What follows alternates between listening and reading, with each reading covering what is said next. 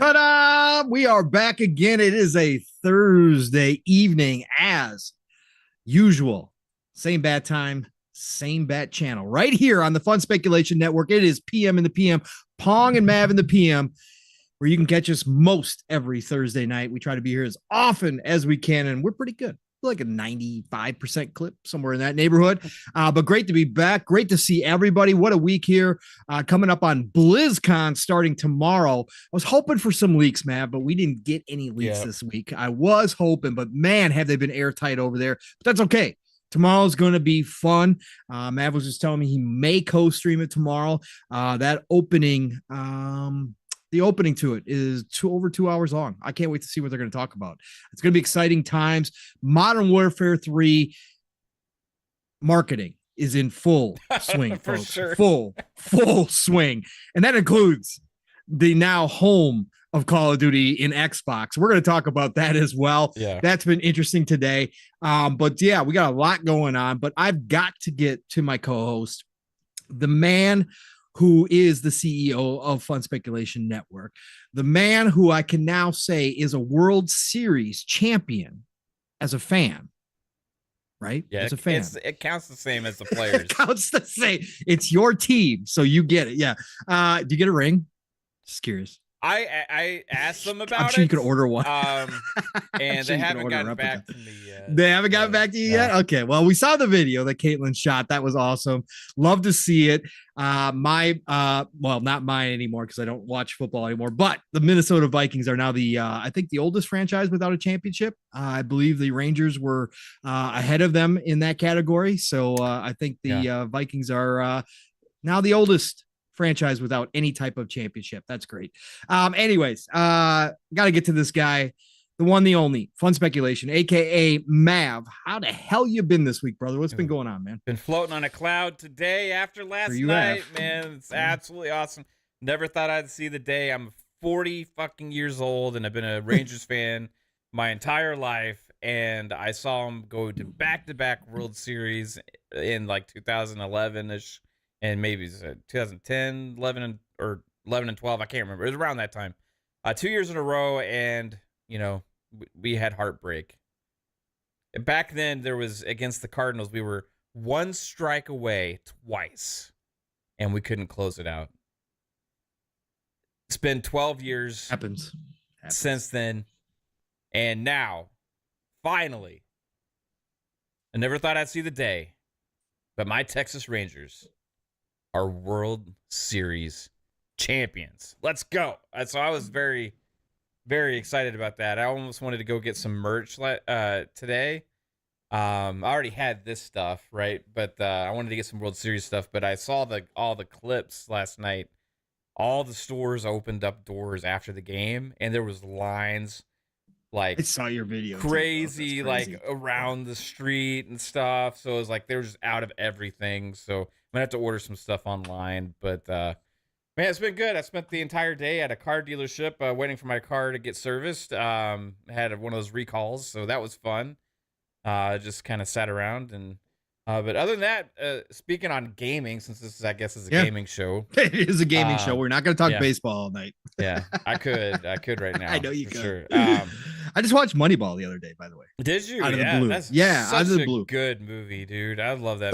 Somebody had posted a clip on X as I was scrolling through one of the movie sites that I follow. Had posted a clip of it, and I realized I'd never watched it. Right? Did you like it?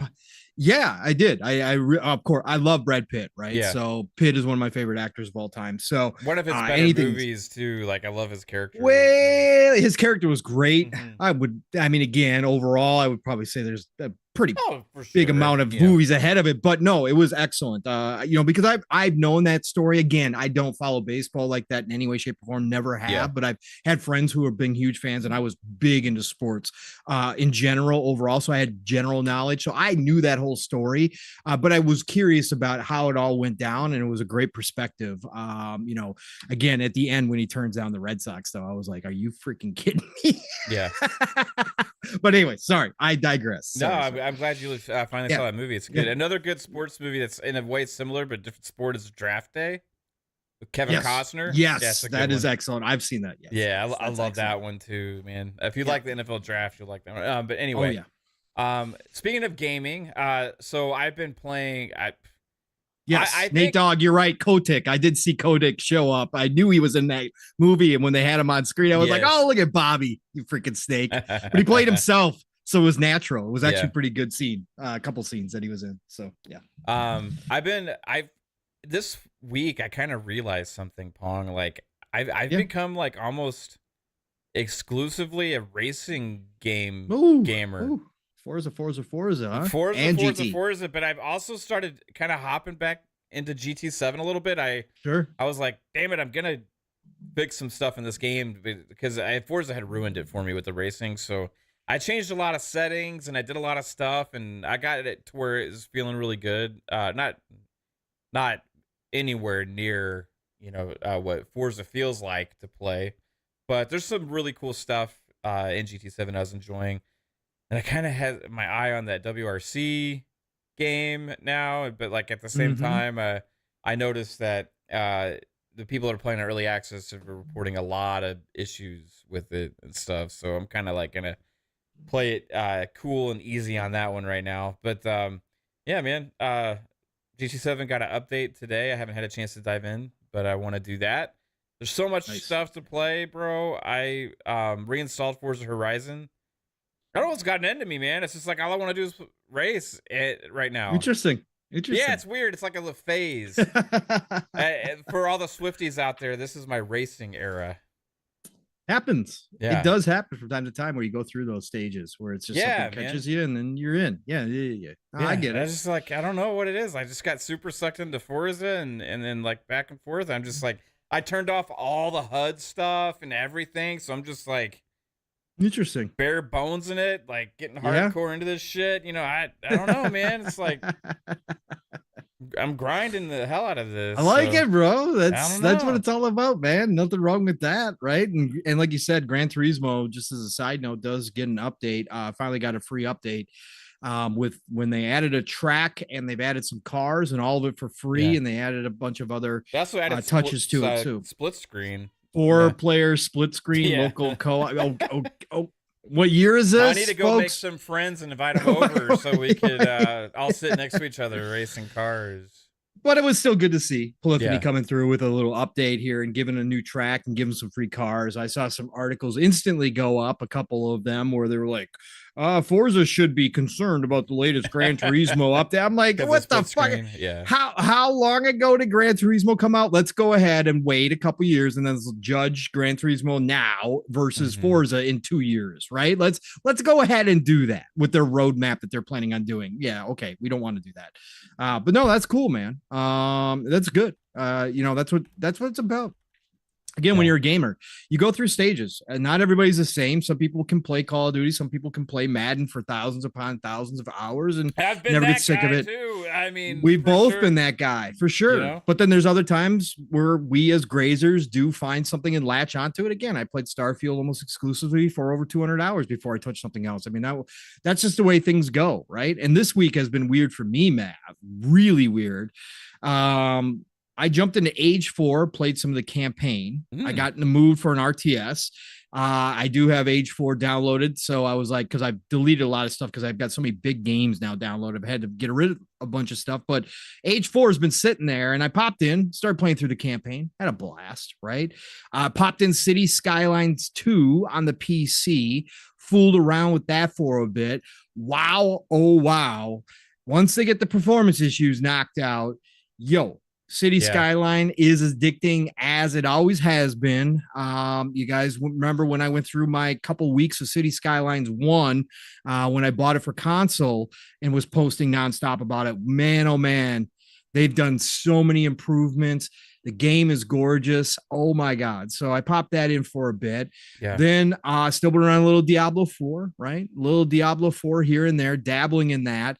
But then another game dropped into Game Pass this week, and it was War Tales. And War Tales, let me tell you guys, if you guys are into tactical turn-based games, but like XCOM in a way, right? Like XCOM, permadeath in play, you can actually, though, have as many people as you want to in your group as you recruit people. There are people that have played this on the PC that have experimented with groups of 30 people, man.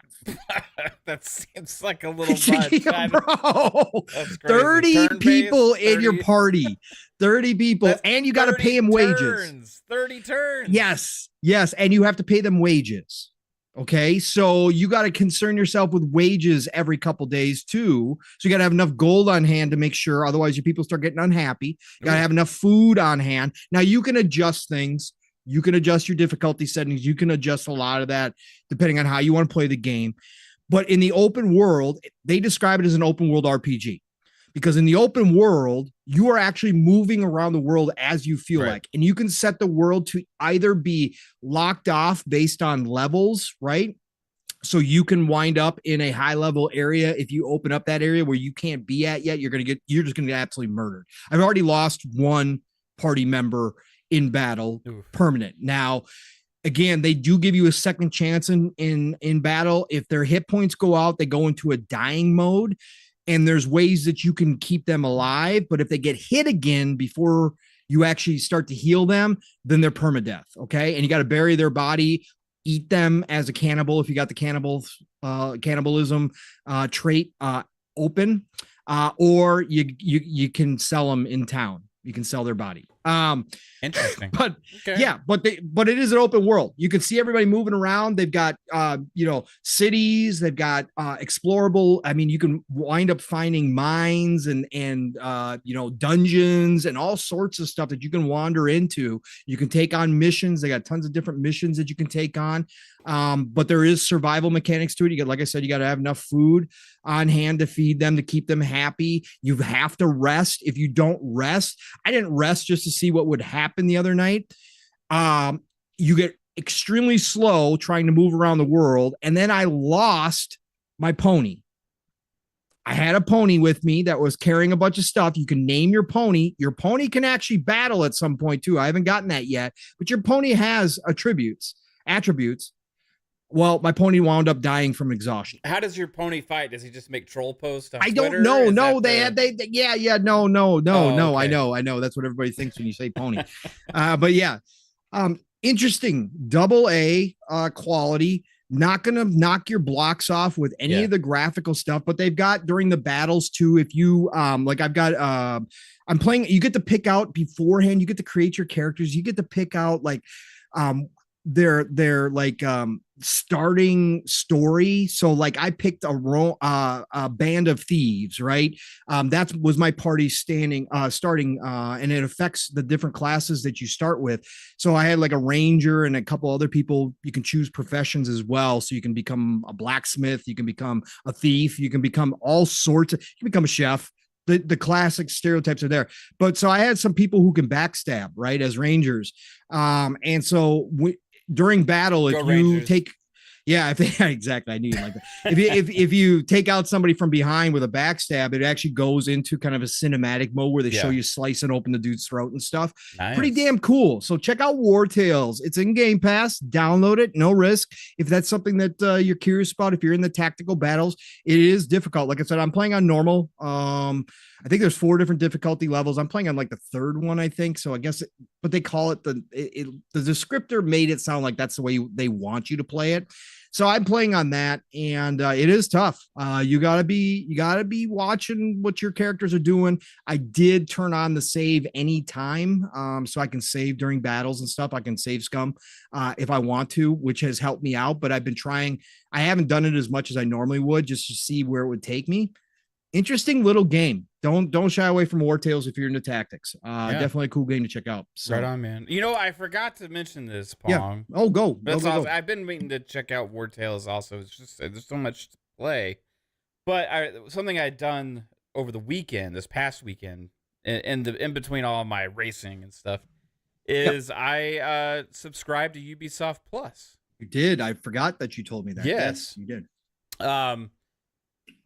And I pretty much did because I feel like right now there's quite a bit of content there and then coming out in the next few months. So it's a good time right now if you want to check that out and plan on doing it for a few months without having to buy a bunch of these games.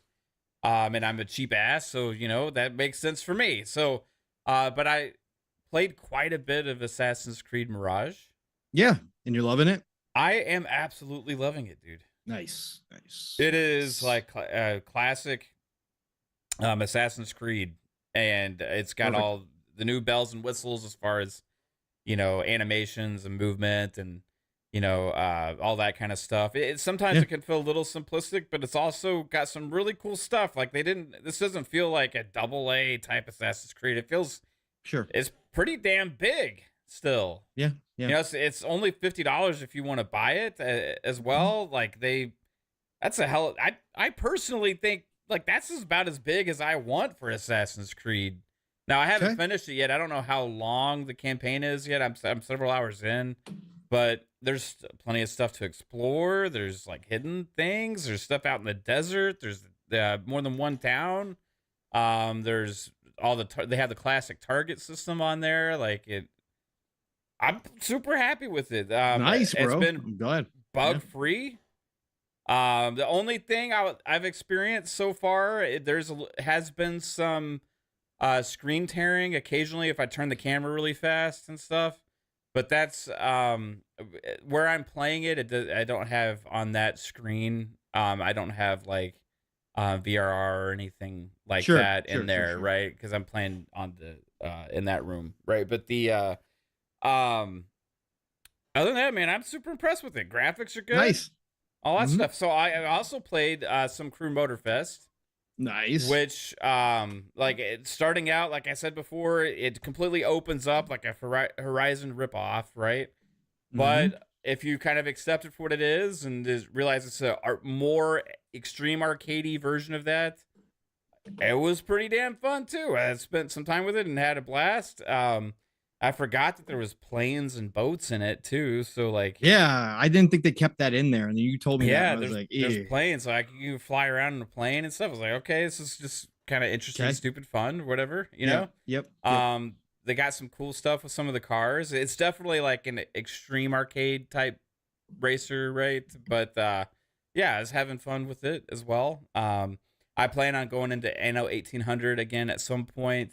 I know that what's the Avatar's coming out in a month, right? Yep. And then after that, after the new year, we get Prince of Persia as well.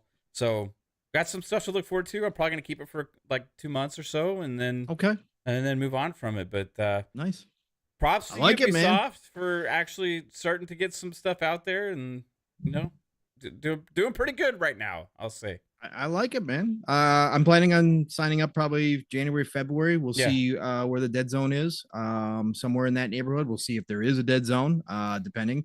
But I'm planning on signing up then and trying out Avatar, trying out Mirage, trying out Crew Motorfest, and see what those games are like, man. Avatar, I saw some of the previews.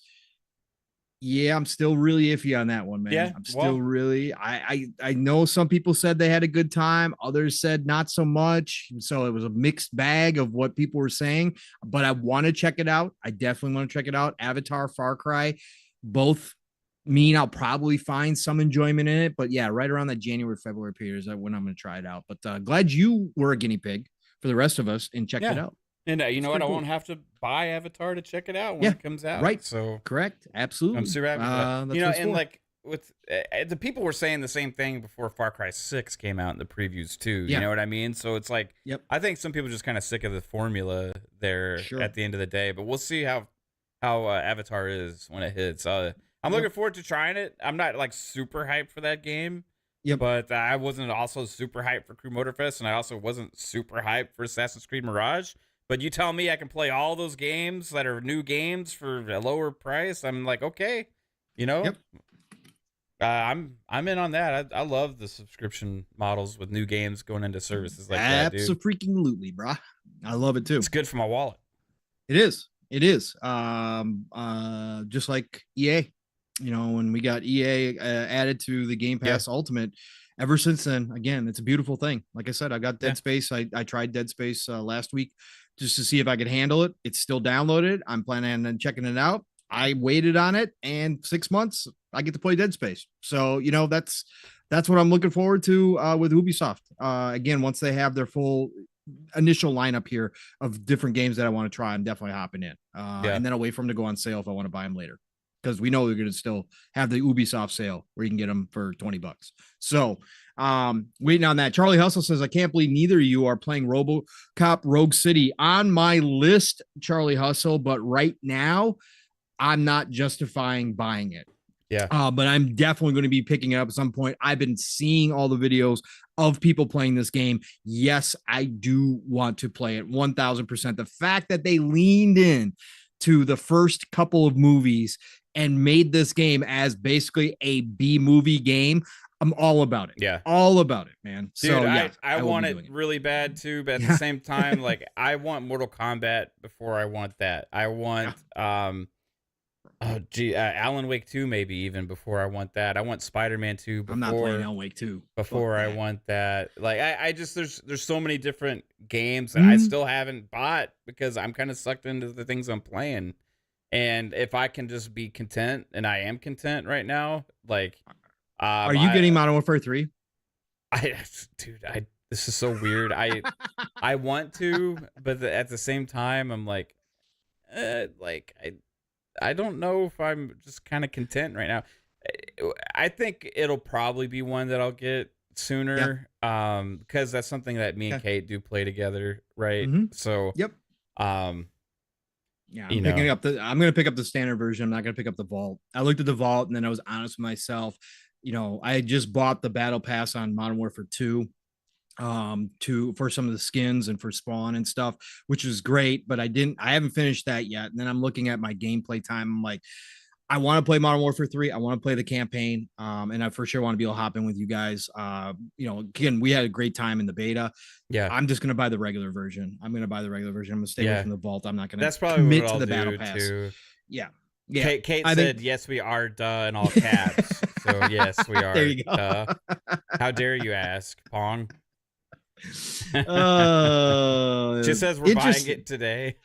There you go. Man, absolutely. That's what Charlie said. I didn't hear her. I think I am going to pick it up to play the campaign. So I want to get through the campaign. So for sure. I loved the the last campaign. So yes, for last year. And this one looks super dope. It's just also, it's like, it's coming to Game Pass. But next year it's gonna be a long time. Yeah, I know. When do you think? March? No, I think later summer. Later? I think before I think summertime. I think maybe right around the showcase time. I think it might be a showcase announcement. Right, that would make Diablo sense. 4 and Modern Warfare 3 coming to Game Pass, and that's right before they announce, the new Call of Duty coming up in the next couple months next year. Yeah, right, that's what I think. I think somebody had brought up, I forget who on Twitter, but they were brought up, because Call of Duty is kind of like has a hub launcher now. Yes. So how are they going to implement that with the Game Pass thing and all that kind of stuff? And you heard they're bringing in Modern Warfare 2 maps into it now. Yeah. So yeah, bro, what do we talk about potentially happening with Call of Duty? That it goes full games as a service, that they just do expansions every year. And that's basically what it comes down to, that we have a hub because they want to interconnect the mobile, obviously Warzone, and your standard Call of Duty all in one. They want things to be cross progression. They've been working on that since the last one to make that happen. And if Call of Duty Mobile is as big as what they think it's going to be, then it only makes sense to make this a hub world where you just offer expansions every year. Now, whether or not those expansions are full price, whether or not they come every year, or whether we do get that alternating year like we talked about, that's going to be the interesting part with Xbox, but it's obvious they're moving towards that, which is cool. I mean, that's fine. It is what it is. So I'm cool with it. Mav, you got these super chats? Yes, sir. Okay, cool. 3-Bit hit us with a $2 super chat. Shout out to you, 3-Bit, brother. Thanks, 3-Bit. Appreciate you, man. Says, congrats on the Texas win, Mav. Thanks, 3-Bit. Appreciate you. And I remember he asked randomly a couple of like a couple weeks back. He's on a show, and I was like, yeah, I was watching. Or he asked something about. I was like, I'm a Rangers fan or something like that. And he said, yeah, did they win? And I'm like, did they win what? Like, I mean, like, see, the season's not over yet. Like, did they win the last game? It's like, yeah. But like, that's just a weird question to not know anything about what's going on to ask if they won. Did they score a touchdown? It's like, yeah. I mean, when put that in more perspective, like there wasn't even a game that day or anything like that. So that's anyway, hilarious. yeah, but yes, hey, but now you ask me 3-bit, did they win? Yes. Without hesitation, the answer is fuck yes, they did. Bald Alpha Wolfpack with the $5 super chat. Shout out to you, Bald Alpha. Appreciate it. Says people tried to review bomb Assassin's Creed Mirage, but I loved it too, Mav. Yeah, I think it's a great game. I don't really understand a lot of the negative sentiment out there. I remember seeing one review that kind of was like, Assassin's Creed is exactly what I feared it would be. And like, what did you fear it would be? Like a decent Assassin's Creed game? Like this is classic Assassin's Creed. I didn't understand the sentiment there. Like this is. And I think it's that's fantastic. The weird thing. There's people that are split. There's people that are so sick of the big giant open world. Well, they wanted this to go back. They're gonna get that the next year. Right. Accept the games for what they are, you sons of bitches. They don't. Like I don't understand. Like not everything has to be exactly everything you want it to be, or criticized for not for something it's not. Just look at it for what it is. That's the biggest problem I have with reviewers, no matter what it is. If you're just sitting there with this like idea of what everything has to be, and you're judging every game because it doesn't fit into your perfect mold, then like you just shouldn't be fucking reviewing games. Period. Correct. Right? Correct. Because the only people that are ever going to find any value in your review have to have your exact same fucking mentality and see things exactly the same way that you do. So you're doing a service to nobody because nobody sees things exactly the same way as everybody else. So like review things for what they are, not what they aren't. Anyway, sorry. Amen, Mav. Early Mav rant. Let's go. I like the energy here already. We got another fiver. Go. Another from Bold Alpha Wolfpack. Shout out to you, Bold Alpha. Appreciate you with the $5 super chat. Says, Phil's not going to put Activision back in the COD sweatshop pong, God willing, LOL. We'll see. Yeah, that's been our hopes and our prayers and our dreams, and we'll see if they all come true or not, right? So again, it's hard. It's hard to give up on that money when you are a business. And at the end of the day, Microsoft is a business, and they made some decisions today that some people aren't too happy about. So, but it's still a business. So we're going to talk about that in here in a second. I do want to give a shout out to the chat because we got so many great people in here already, nearly 150 of you. If you have not had a chance, please hit that like button. It does help the algorithm. Please share it out if you have a moment or two. If you enjoy what you hear from me and Mav on a Thursday night, please do that. Again, we don't do it enough. We don't do the business side of stuff. You won't hear the sub train unless it's in joking. And we're not selling coffee yet. Nothing like that. So just please, if you can help us out, do that. Otherwise, you beautiful people, Cyber Gunther 81 in the house. What's going on, brother? Louis Jose, I see you. OCDgamers joining us. We got the one and the only Talos Ray in the house. What's going on, Talos? We got the actually guy, Lore Master Jasper in the house. What's going on, Lore? We got the Hooded Canuck. What's going on, Hooded? We got Eastside Vandal up in here. We got the DJD925. What's going on? We got Spider-Man 356 in the house. What's going on, Spider-Man? Always great to have you a part of the show in the chat. We got Mr. 7 Digit up in here. What's going on, Mr. 7 Digit? Nice to see you tonight. We got the aforementioned Bold Alpha Wolfpack dropping on in here. What's going on, Bold?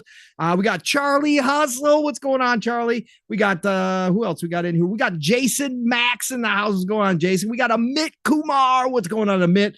Always great to have you a part of the show. We got the one, the only Big Mad Mo in the house. What's going on, Big Mad Mo? Always great to see your face popping up. We got Nate Dog dropping on in here. What's going on, Nate? We got voidrat dropping in, saying hi. Says, I won't buy another Call of Duty game. We'll play on Game Pass, though. Void, hey, more power to you. Hold on out. I had my few years where I didn't buy any Call of Duty either. So shout out to you. The Beer Baron is in the house. What's going on, Beer? Hopefully bringing the extra for the rest of the chat. Dion Hayes is on here. What's going on, Dion?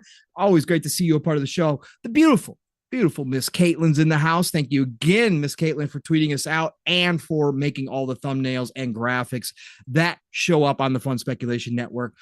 Awesome, as always. Thank you, Kaitlin. Froggy T right in the house. What's going on, Froggy? It's TiMMEH. It's TiMMEH's up in here. What's going on? It's TiMMEH. We got Sin in the house. What's going on, Sin? Great to see you dropping in, saying hi. Appreciate you. We got Cyberwulff up in here. What's going on, Cyberwulff? We got Rellskee, double zeros. What's going on, Rellskee? We got Buzz in here. What's going on, Buzz? Great to see you, as always. Who else we got up in here? Going through, you guys are chatting, getting, oh man, look at this. Sanchez MTZ Gaming, what is happening? Of course, we've got the brother from another 3-bit dropping on in here. What's going on, 3-bit? I hope you're doing well, sir. I hope your trick-or-treating went well. Hope you didn't steal any kids' candies while you're out there and dressed up like Spider-Man. Let's see who else we got up in here. We got Alvin, of course, dropping in here. What's going on, Alvin? Thank you for dropping by and saying hi. Appreciate you. Got that one and the only Andrew Cullinane in the chat. What's going on? We got Ghost Fixter. What's going on, Ghost?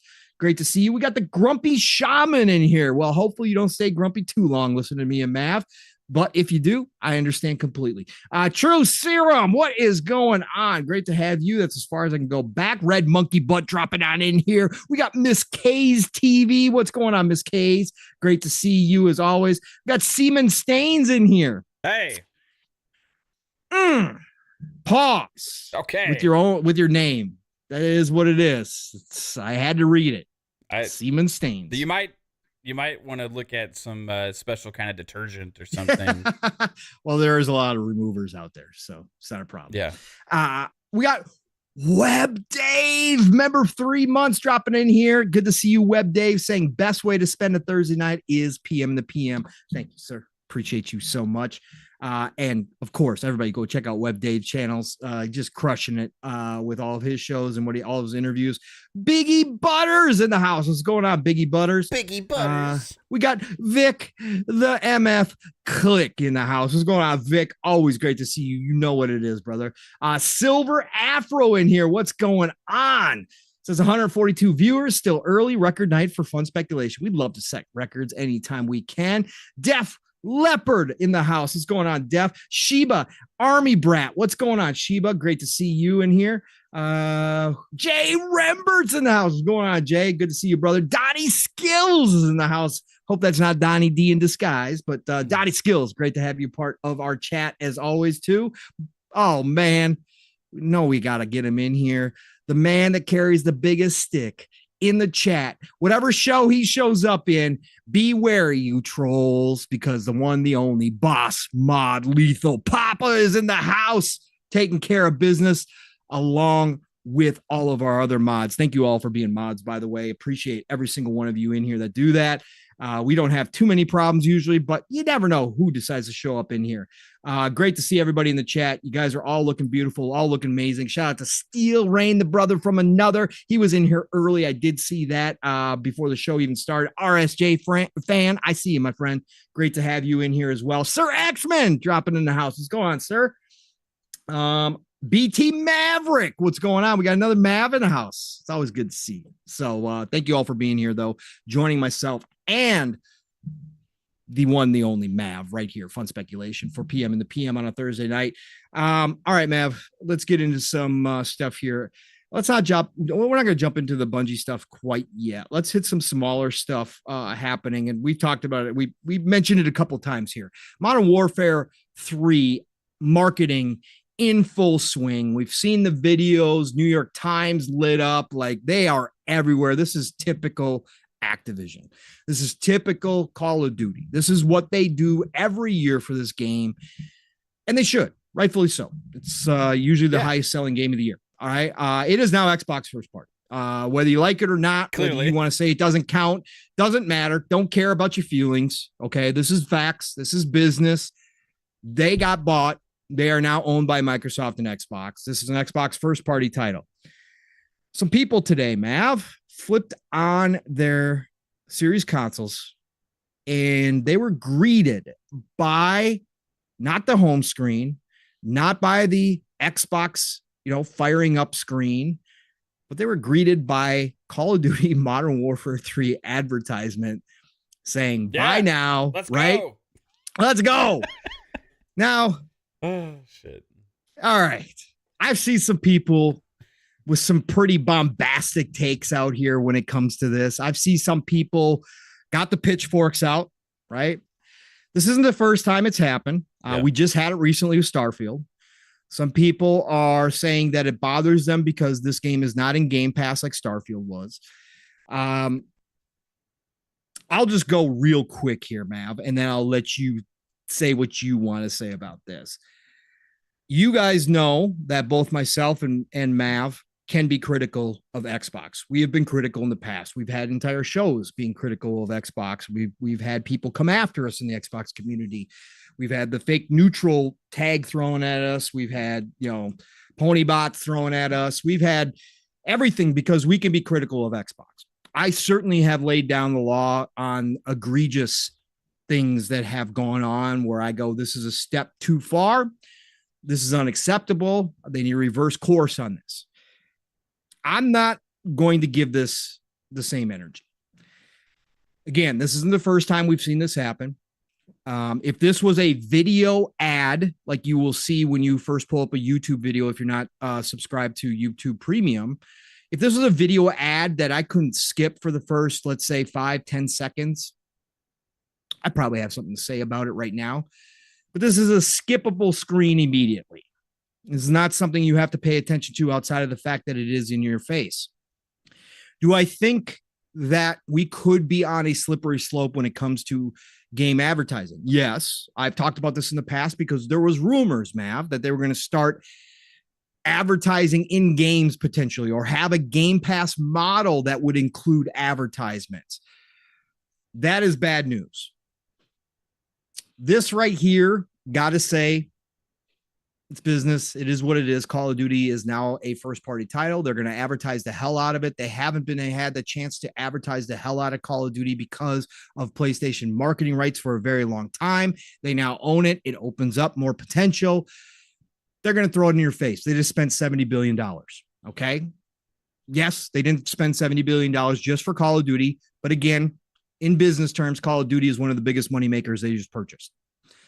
They're going to make sure that everybody is well aware of it. And that includes their own customers. Okay. So again, skippable front page ad when you first power up the series console. I'm going to say not a big deal. In the utopian world, I would say, sure, I don't want that there ever. I don't want any advertising on my homepage. I don't want to see anything. We've had that discussion too about how much advertising space they give on our homepage. I don't want to see any of it. Utopian world. Dystopian world, we get ads in the middle of games, right? We get unskippable videos of ads running when we power up our box, right? That's dystopian. As I've always said, we're never going to have utopian future. We're never going to have a dystopian future. It's going to probably fall somewhere in the middle. That's why I look at this. It's a move that, again, makes sense for what they just spent, for how big Call of Duty actually is. And I don't think it's egregious. I just don't think the pitchforks are necessary on this one after we just saw it with Starfield. There's been other ads that have been run this way. I think a skippable ad when you first power up your console is okay to me. Again, if they go to video, if they go to something like that, then we're going to talk. But right now, I'm not going to give it a whole lot of energy. Again, understand if you feel like this is a bit too far. I get it. I hear you. I'm not going to tell you that in any way, shape, or form you're wrong because, hey, I understand it. You paid $500 for a console. You never expected to start seeing advertising when you first power it up. I get it. So I'm not going to disagree with you. I'm just not going to pull up my own pitchfork here. Mav, what do you feel about this advertising that happened today? I could care less. Honestly, I mean, I understand if people don't like it, I'm just not one that that kind of stuff ever really upsets me anyway. You know what I mean? So like I'm not gonna pretend to be upset for like being anti-corporation and all this. What do you mean? Stuff, some people claim we already are all the time, Mav. That's when we criticize, we're just making it up. I think it's kind of in your face a little bit. You know what I mean? Yes. It's like kind of a little bit too forceful, but at the same time, I don't really give a shit. I just hit the B button or whatever, and it's just and I don't really. So I personally don't care. For people that do care, I hear you, and if there's enough of you that care, maybe they'll stop doing it. I don't know. But that's also not a new thing because they've done it with other games before, and I didn't hear or see any of the outcry when it happened with those games. So I think it's just a Call of Duty thing post ABK acquisition that all of a sudden people are talking about it because somebody prominent probably posted something on Twitter or whatever. There's been some prominent people that posted. And again, I understand the slippery slope concept, right? That once you start allowing it to happen, it just gets more. They do, as businesses, they will take, right? They will take more. You give them an inch, they're going to take a mile. That's the way it works. Like so I do every fucking time, too. Correct. You know what I mean? Correct. Like, right. I get it, but like a one-off every once in a while for a massive game. I personally don't care. And I do also think they are trying to, their biggest brands, they're trying to establish like this is ours or whatever, you know, and as part of marketing and stuff like that. And it's not like it's like you load it up and there's an ad for a fucking Kia. You know what I mean? Right. It's like it is a video game ad at least, you know what I mean? Yes. So there's that. I don't know. I don't really care, to be honest with you. No, and that's fine. Again, that's good. I assumed you were the same as me, that you're just not going to give this too much energy because it is what it like. Okay, whatever. And let's be real, folks. Too, there are people outside of this community who don't follow gaming that own Xbox that don't even know that they bought Activision yet. There are people out in the world who have no idea that they own Call of Duty, so they're going to market the hell out of it, no matter what. Because they can now, because they own it. And obviously now there's loopholes that have been created because they own it where they can do more than they've ever done before. They're going to take advantage of that because one of the reasons why they were so dominant in the 360 generation was because of the Call of Duty marketing rights. Yeah. We all know the story, right? That's one of the reasons. And when they lost those marketing rights, it hurt. And Sony never gave them back. So now, again, they didn't spend $70 billion just for Call of Duty, but you got to understand Call of Duty is one of the biggest games, one of the biggest franchises of all time. They're going to market the frick out of it everywhere they can, especially in their own ecosystem, because they now have the rights to do that again. So, again, I'm not going to give too much energy to it. Alvin hit us with the $5 super chat. So why don't you compete, Xbox? Wait, not like that. Why don't you market Xbox? Wait, not like that. Coddled ass generation, I swear. LOL. Yes. There is some of that out there, although I have seen Xbox people speaking up about this. And again, they think it's a bridge too far. That's okay. Again, I understand the concept. I do. Like I said, there would be a point where if, like I said, I couldn't skip it. If it was a video, something like that was pretty damn intrusive, I would speak up about it because I don't think that that's necessarily the right way to go. But again, this thing right here, splash screen that I can skip through, I'm cool with it. Whatever. It is what it is. So, all right. I wanted to get that out of the way because that's something that just popped up today before the show where I did see some people talking about it. So I wanted to get that out of the way. But Modern Warfare 3 is everywhere right now. Like I said, I am going to pick it up. Obviously, Kaitlin made a decision for Mav, so they are picking it up as well. We will be rocking and rolling. We'll have a report next week. I'm sure both of us will have played it by then, at least the campaign portion of it. So we'll talk about that next week. Looking forward to it. Again, they got me with the nostalgia. And the fact that I carry over my Modern Warfare 2 skins is a big deal to me. Again, if that's what they're doing going forward, where Mav and I talked about this, and Mav, if you got any added thoughts to this, if they are going to make this more of a platform Call of Duty, and they slowly seem to be transitioning that way. If the fact is that I spend money in the previous version of Call of Duty, and I can carry those skins over, and that kind of stuff, and my guns carry over, and my progress carries over. Progress really doesn't, but again, if you get to carry over your guns, in some ways it does. That's cool to me. That's a move in the right direction for Call of Duty that I'm supportive of, right? Yeah, I agree. We do have 2 new members to the channel. Pong. Shout out those members. Let's go. Charlie Hustle has joined the member. Welcome to the Speculators, Charlie Hustle. Appreciate you. He had re-upped actually, so he's been a member before. Rainï², welcome to the Speculators as well. Thank you. Appreciate you. Let's go. The channel. Let's go. Good if stuff. If y'all are interested in some coffee, I'm just kidding. Not this week. Not this week. Let's not do that this week. No, we'll take a week off. We'll take a week off. People love it. Yeah, I don't know, man. Like that guy, that unspoken person that's seen the most crazy takes I've ever seen before. Oh my god. Okay. Oh, bro, he just plays to his crowd. I could if I was one of those creators that just like had a channel where you're just talking about other people and like make fun of them and stuff and like pick apart what they say. I've done a little bit of that stuff, not too much, right? But that would be the only channel I focus on right now. Would be that one because you would have a fucking field day, man. Oh my god, it's just insane. It is. He knows what he's doing, man. Again, he's found an audience, and he, like I said, he gets to sit at home. Respect the hustle. He sits at home, plays video games, and talks shit all day, bullshit, and he gets paid, and he doesn't have to go to a 9-to-5 job. So I will say this: that guy and PlayStation have 2 things in common. Whoa. Well, maybe that in common. Semen stains inbound. They both know how to lie very well to their audience and milk them for their money. Yep. Yeah. Yep, they do. East side, that's up for debate. But yes, again, if he makes money sitting around talking for 6-8 hours a day, cool for him. That's he does. Whatever, man. Again, to each their own, right? Let's see here, Mav. Where should we start? I'm gonna get some of the smaller topics out of the way, and then we'll get into Bungie here. So let's talk about some of the smaller stuff this week.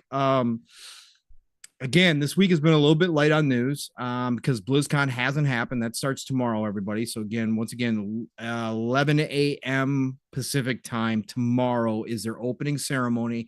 It's supposed to run for 2.5 hours. So again, keep your eyes. If you got a chance to watch it tomorrow, please do. Mav might be streaming it. Mav, I had to ask you real quick though. Did you actually change your name to Ranger Mav? I just did on Twitter. Yeah. I just noticed it in the DMs. I was like, what the fuck? Ranger Mav. Let's go, man. I'm fucking all in, dude. It's amazing. Randall Thor 19, shout out to Rand. Says, ooh, Rand's in here. What's going on, Rand? Start with Rand and how he is better than Jez. Jez is pretty cool, man. I don't know. Wow. Okay, Rand.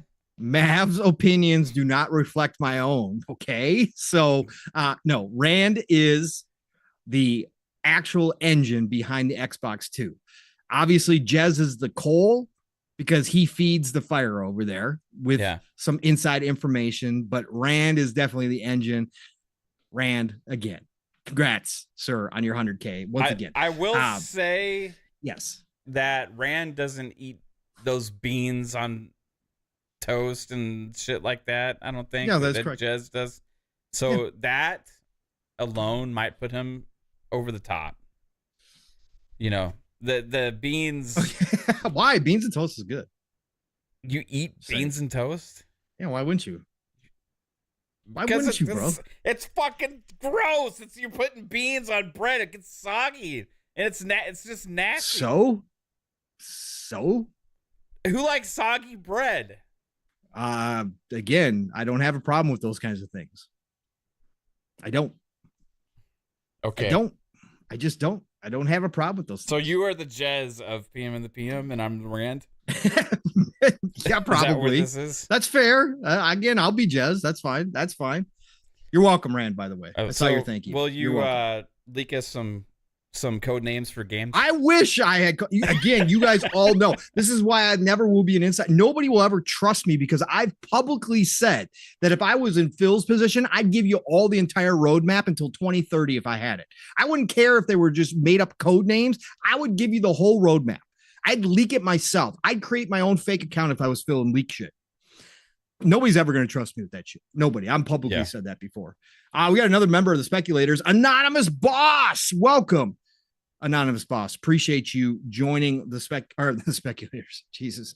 Appreciate you so much. I almost said it the other way because we're the Splitters on Saturday. Oh, Splitters. okay. Because I almost said it. I wanted to double check that I said it. I was like, Jesus. You get a 2-for-1 here. If you join the exactly. You get a free living split screen. Hey, we're basically free over there. It's only $2.99 on living split screen. So you're more than welcome to join. How much? I don't even know how much it is on our channel.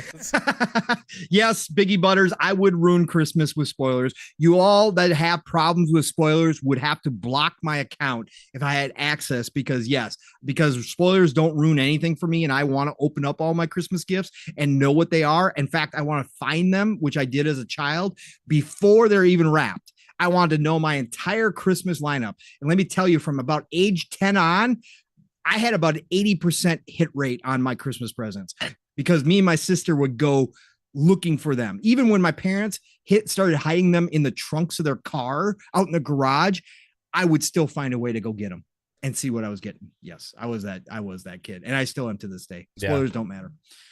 All right. Let's see here, Mav. Let's see what you think about this. This is an interesting little one this week. And I want to know your opinion because I know Steele's got a different opinion than I do on this. I saw some posts from him today. So I know he's got some interesting takes. Cliffy B, it's been out pretty public this week, Mav, talking about Gears of War. And once again, Cliffy, listen, he burned his own bridges. I don't feel sorry for Cliffy. He doesn't feel sorry for himself. Again, the Iron Lords podcast interview with him was one of the greatest interviews they've done. Personally, for me, just hearing the history and finding out where he's at, I don't agree with Cliffy on everything. But Cliffy B is obviously one of the main creators of Gears of War. He was one of the main creatives behind it. He had the imagination. A lot of what you see in Gears of War, especially 1 through 3, obviously was him. And so I never minded him as a developer. I know companies did. And obviously when he left and then made some massive mistakes, decisions down the road with his own studio, that cost him, and it cost him big time. And he wrote about it in a book and everything else. And again, he's been on interviews, but he's made it publicly known that he would love to come back and work on Gears or be an advisor. Even if Phil just invited him in to kind of talk with the coalition and kind of give some ideas, he just wants to be a part of it again. My own personal thoughts on this is that it's time. I would like to see Cliffy B come back. I think some of the stuff that he's talked about, ideas that he had previously for Gears have been interesting.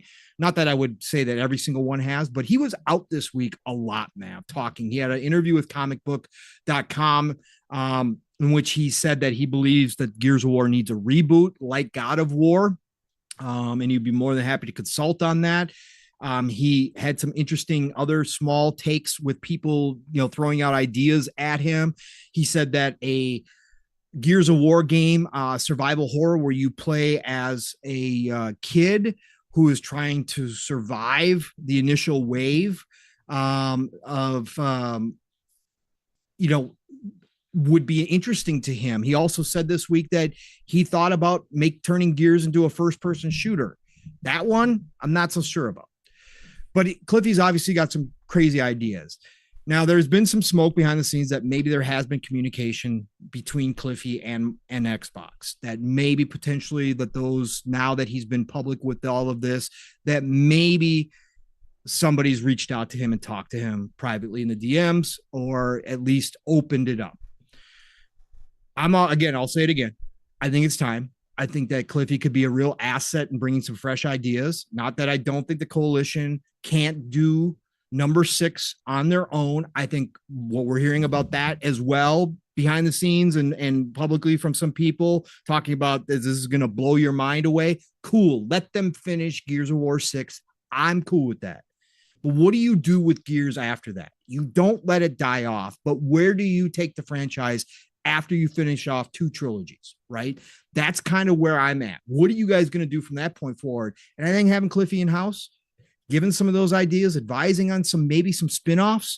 Maybe you don't go big again. Maybe you let it rest for a while, but you do some spinoff series, try some new things with Gears of War. Because again, I've always said the lore is there, right? Steele's read the book. Steele knows all about Gears. He even talks about the lore is there. The world building has been done for you in a lot of ways, and it's expansive. You can go take this series in a lot of different directions. But Mav, what do you think about Cliffy being out here this week?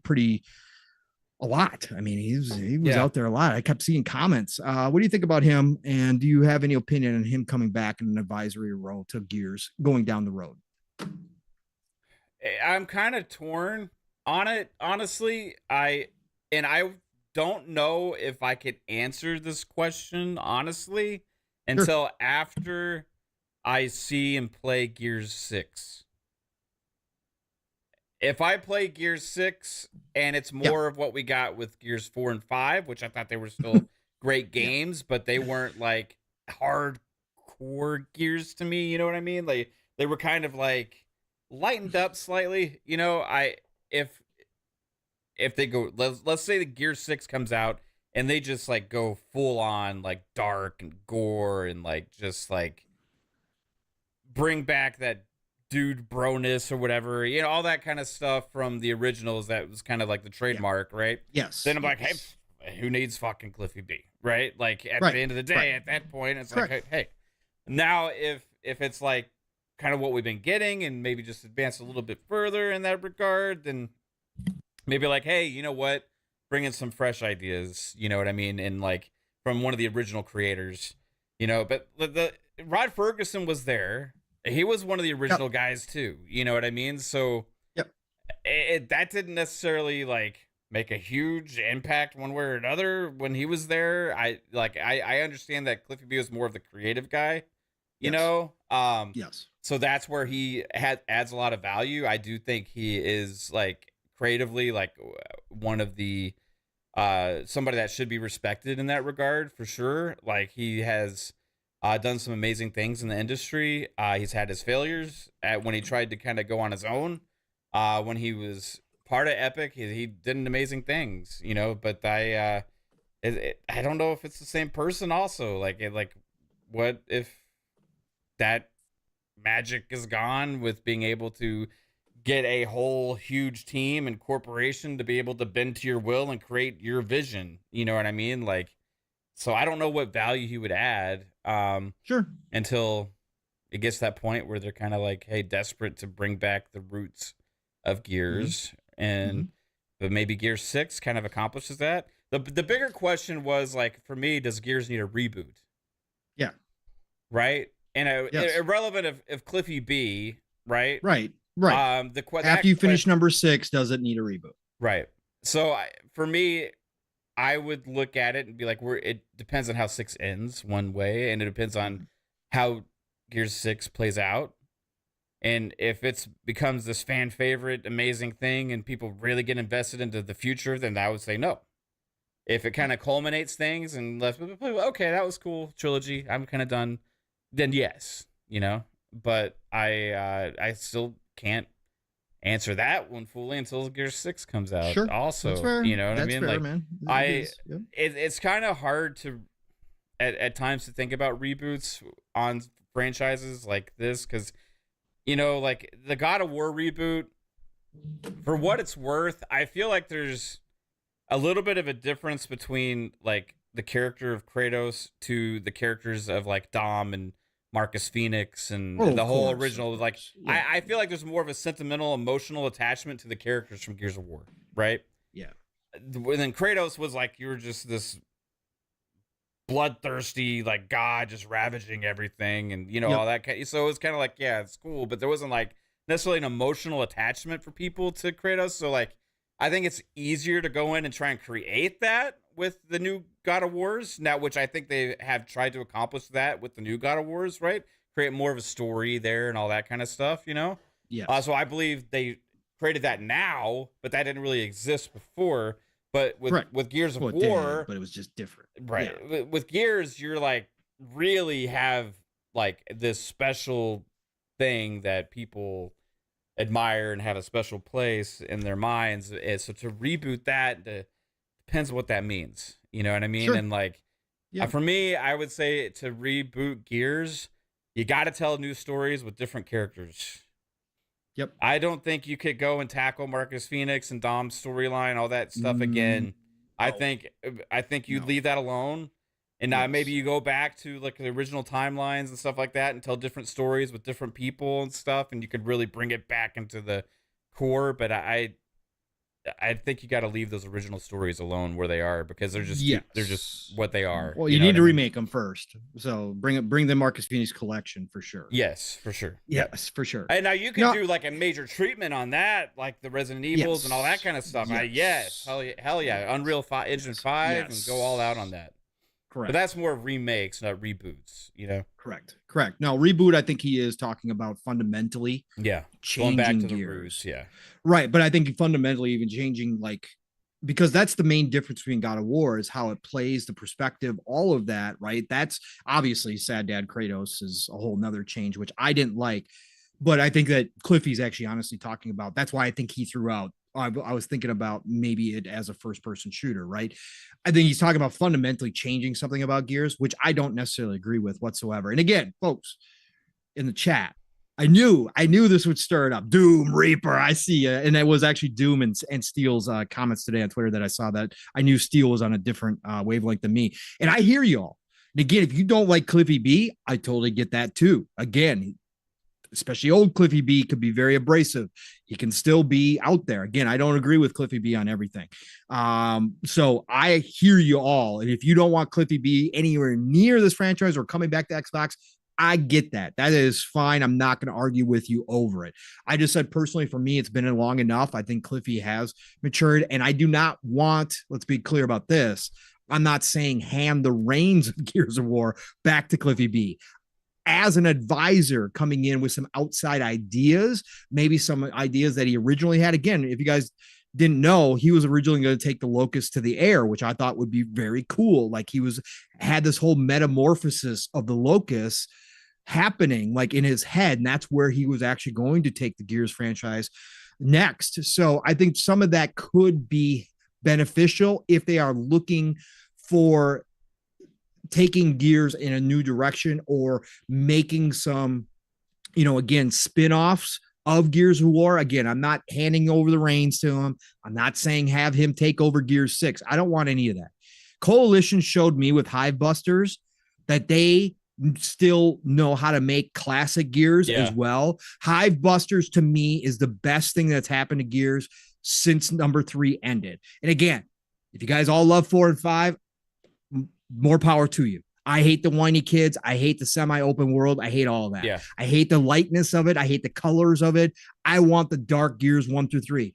I know I'm old. Change has to happen. If you advance I'm one of those guys. The timeline and they're no longer whiny kids. They're like old, brittle, because they're not tough. They still don't have that toughness to them that the first original. Look, I want my dude bro shooters. Okay, that's what I like. Yes, I liked all of them right back. Anyways, but I just think that would be interesting. And I think Cliffy could bring some outside perspective with some fresh ideas. Not that you take all of his ideas as gold, because obviously they're not, right? Again, I don't agree with the first person shooter thing. You stay third person. That's the identity of Gears. It's what made Gears. And I don't want them changing that. So, but again, it's been long enough for me. Water under the bridge. I still think Cliffy's got some creativeness to him. It doesn't just go away all of a sudden, even though he stepped away from the industry. It doesn't just go away. Even if he failed, right? It doesn't matter. I still think that there's some positive things that could come out of it, but that's just me. So again, if you don't agree, I'm not going to fight with you. That's fine. I totally understand where you're coming from. right? So just thought it was interesting this week. He was very vocal this week. Yeah, we'll see how Gear 6 is, you know. We've had a couple of former prominent developers out there like kind of be outspoken and wanting to work with Microsoft again. You know, like Tomonobu Itagaki, Hideki Kamiya has been talking, you know, Cliffy B and stuff. These guys that were making headlines. All the a-hole devs, all the a-holes of the devs want to work with Xbox all of a sudden. It's funny. Yeah. I like some of them. I don't mind ego so much. I wish this industry would embrace those individual personalities more. Some of them very off-putting, and some of them can be complete a-holes that don't deserve that. But I think there was a time when the industry stamped out a lot of the rock starness that the devs were starting to get, and I think it actually was a disservice to the industry to do that. Other industries embrace those high, you know, even if they're not the higher ups, but they are outgoing people who do have that egotastic kind of bombastic personality to them. It does help in a lot of ways. And other industries in the entertainment world do embrace those personalities instead of shying away from. Now, there could be toxic ones that are just way out there, too toxic, you can't touch. But I think some of them, right, Itagaki, Cliffy B, they deserve to have that rock star kind of mentality to them. And I think it was kind of sad that they stomped it out. In a lot of ways, but anyways, we do have a couple things to get to. Anonymous boss member for 2 months. Welcome now back to the speculators. Appreciate it. Also, said imagine how a newer Gears would be with 2024 graphics. Yeah, that's what we're hearing. We're gonna find out with Gear 6. We're hearing too. I mean, again, there's been some people that have publicly spoken about it that they can't say anything outside of what they're hearing is that this is gonna set the bar. Yeah. So there's some people saying even beyond Hellblade 2. Yeah. Which is crazy. Nuts. I mean, but it's Coalition. Like we expect that, right? I believe that Coalition can do it. Do you think they go open world again, or do you think they kind of go back to the roots and the core of? I think they're committed to the 4 or 5 and being number 6. I think they're committed to that formula. Now they might go darker this one, and kind of get back to more of the horror. I could see them going that route, really putting the whiny kids through some shit. Right, I can see that for sure, but I think they're going to keep it open world. But again, Hivebusters proved to me that they still know how to make those style games. So if they didn't, it wouldn't shock me, because Hivebusters did get a whole lot of praise for the people who played it. Those of us that did play it. Yeah, it was so good. My God, it was so freaking good, bro. It was so good. So, but I think they stay open world personally. Bold Alpha Wolfpack with another super chat with $10. Appreciate you. Shout out to you, Bold Alpha. It's always a good idea to let the original devs work on the games they started. What are we talking about? Yeah, I mean, there's just people that are going to feel that they've passed their time, right? That time has passed those devs, those creators, and things do have to evolve, and not bringing in the old heads doesn't always mean success, right? Some of them, there's some people who just don't like certain people personally too. And again, Cliffy B is one of those personalities that unfortunately did rub a lot of people wrong way. So I think that again, it's valid that some people don't want him anywhere near it. That's fine. I get it. I just he's kind of had an ego in the past, right? That's more kind of he even freely admits. Again, he burned bridges throughout the industry, especially with Xbox. He burned down that entire bridge because of his ego. Yeah, but you give a person like that success again, do they just immediately revert to that kind of personality, right? Like, that's the question. Do you grow? Do you mature where you've learned your lessons and you come back better than you did before? I think that's also possible. And again, I'm always for second chances, right? I'm always for reclamation projects. I'm this way. I was this way in sports. I was always that dude who saw that first or second round guy that was bust on a team. And I always was like, you know, whether it was Vikings, Wolves, take a chance.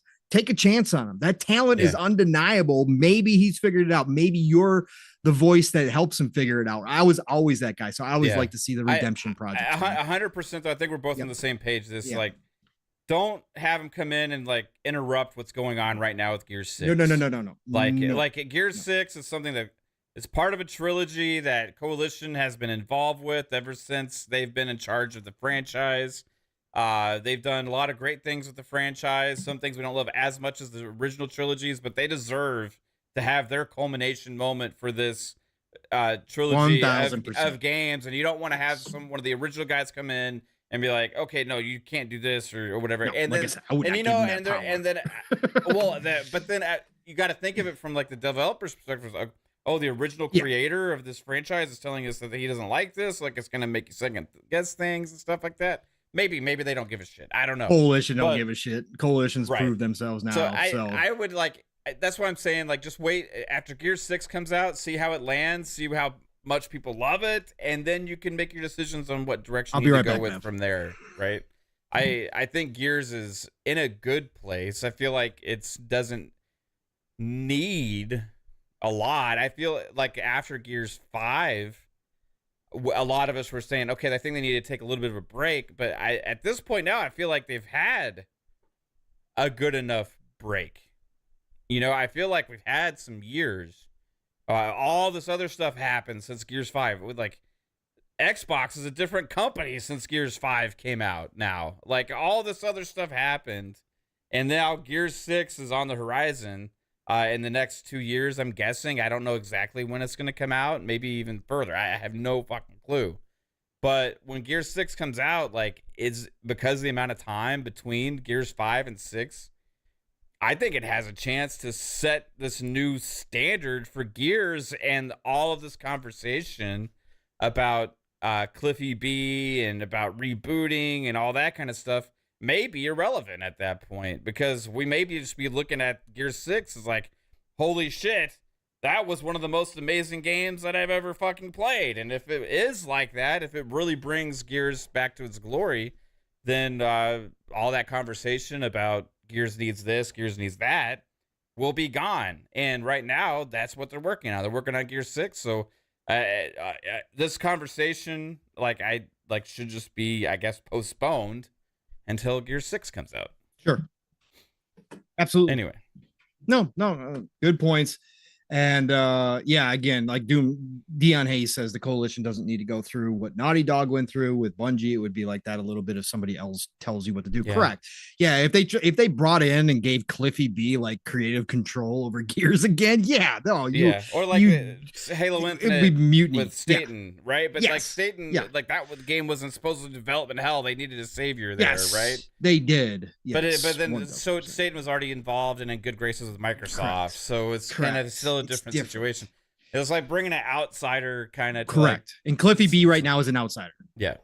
He's been gone too long. It's an outsider. Even if he's one of the original creators, he's still an outsider. Yeah. He hasn't been a part of his other projects he's done. It's not like he's been having all this success out there and really knows how to do things. Like he's had multiple failures. He had one game canceled, another game that was in like a preview that got shut down, and then an exclusive game that launched on PlayStation get shut down within 6 months or 2 years or so. Lawbreakers, supposed to be a big deal, multiple. It's 3 different chances, and like all 3 of them didn't work out. So, and Lawbreakers was because he spurned Xbox and decided to launch it on PlayStation. Yeah. He should have known better. Launch multiplayer exclusives on PlayStation. That's a way to succeed, right? That's gonna work out for everybody. He got crushed. Again, he's definitely, the karma's come back to bite him for what he did. So again, just interesting conversation. I didn't even think it was going to go for that long, but in chat, you guys are all into it. Again, huge opinions on Cliffy B. Somebody like that type of personality, somebody who did at the time. Again, if you weren't around or weren't old enough to notice the industry when Gears hit and who Cliffy B was at that time, listen, there's only been a few devs who have approached that rock star status. Cliffy B at that time was that dude.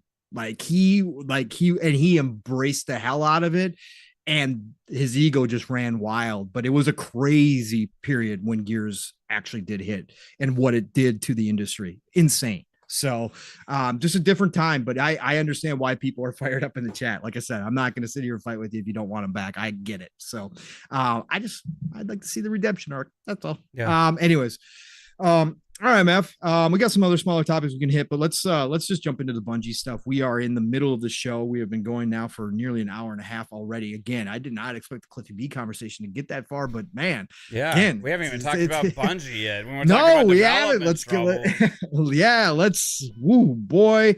As you guys saw in the thumbnail for the show, Bungie Blunders. That's about as nice as I personally could have put it. Again, I did come up with the language for the title. I was gonna go again. That's about as nice as I could. Bungie shitstorm. Oh boy, shits the bed. Man. Bungie semen stains. Oh God, Jesus Christ! Shit stains. Shit stains. Shit. Sure. That's what I meant to say. Yeah, not the. Goddamn. Semen stains. Thanks for dropping by in the chat tonight, by the way. Let's see. So this week has been not good. When it comes to another week where now and again, like I said, like it or not, facts are facts, folks. Bungie is owned by PlayStation. Okay. Facts are facts. You can't take the good and then ignore the bad. This is now under Sony. This is now their studio. Again, I understand the contract says they're all separate and they paid $3.6 billion. They are a part of your team. Okay. Whether you like or not, you have them making decisions on some of your first party, absolute stellar teams like Naughty Dog. You have them making decisions, overseeing one of their projects and resulting in a cancellation. You don't get to shy away from this. This is a PlayStation problem. Is it under Bungie management's problem? Yes, by all the things that we are reading, this certainly definitely falls heavily on Bungie management. But just like all of Microsoft and Xbox's acquisitions, when things are going awry and we talk about it, this is a PlayStation problem at the end of the day, period, point blank. Okay. And this is on the heels of a lot of negativity in PlayStation land over the past couple of weeks. A lot of things happening that we've already talked about and discussed. Jim Ryan retiring, Connie Booth getting fired, most of her team leaving. Again, the layoffs. Mav went through the list of layoffs earlier this week that have happened over the past couple of months, cancellation of projects.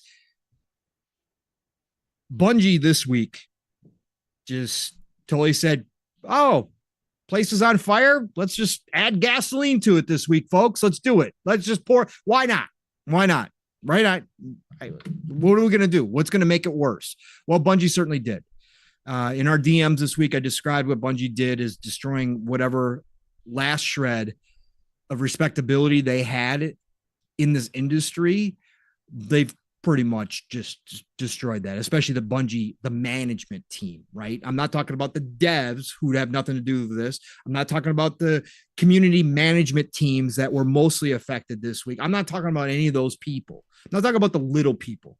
Again, the little people get the worst of it when this stuff happens. Bungie management this week, and specifically Mr. Parsons, Pete Parsons, really did a number this week. And obviously, if you guys been kind of out of it this week and haven't heard what's gone down earlier this week, when was it, Mav? Was it Tuesday? It was Tuesday, wasn't it, when it all started? Or was it when it was Tuesday? I think it was Wednesday? Tuesday. I'm pretty sure it was so. Tuesday. Maybe Monday. Monday or Tuesday, it started coming out. People started posting on X, formerly known as Twitter, that I think it was Tuesday morning. I'm pretty sure it was Tuesday morning. Chad, if you guys remember if it was Tuesday, again, the days run together now at this point in my life. People started posting on X that they had been laid off from Bungie. Nothing had been made public. The Bungie had not made a statement. PlayStation had not made a statement. Nobody had made a statement, but people started posting that they had been called in to an all hands on meeting and that a whole lot of people had gotten let go. And the post started, Leanna Ruppert, who was one of the community managers over there. I'm sure you guys, she's very vocal on Twitter. This was like her dream job. She loves Destiny. She loves Bungie. She's been a community manager for other teams before. She got hired I think like a year and a half ago.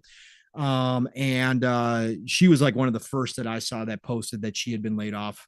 And that was one of the worst days of her life, of course. And then more and more people started posting as well. So then we knew that was only a matter of time before word got around. I think Paul Tassi put out a tweet talking about how the layoffs potentially could have costed the way that they did it. The health insurance would only cover maybe like a day. They weren't going to get extra health coverage. Go ahead. The health coverage was, according to Paul Tassi's tweet, that the health coverage was not part of that aspect. The health coverage continued for a few months. But his initial tweet though was that there was right. And I think I don't know if he edited or whatever. He probably did.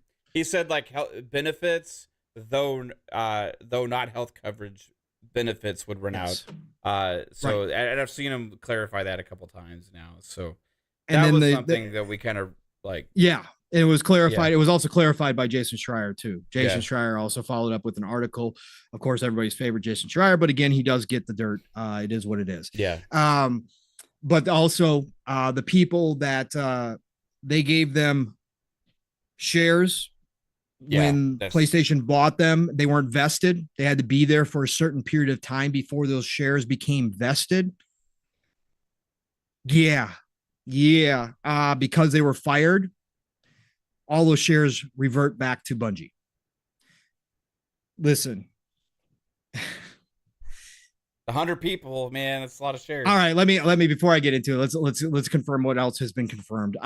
Jason Schreier put out a tweet that said Bungie laid off 8% of staff Monday, or around 100 people. Sources tell Bloomberg 2 weeks ago, staff were told they were projected to miss revenue targets by 45%.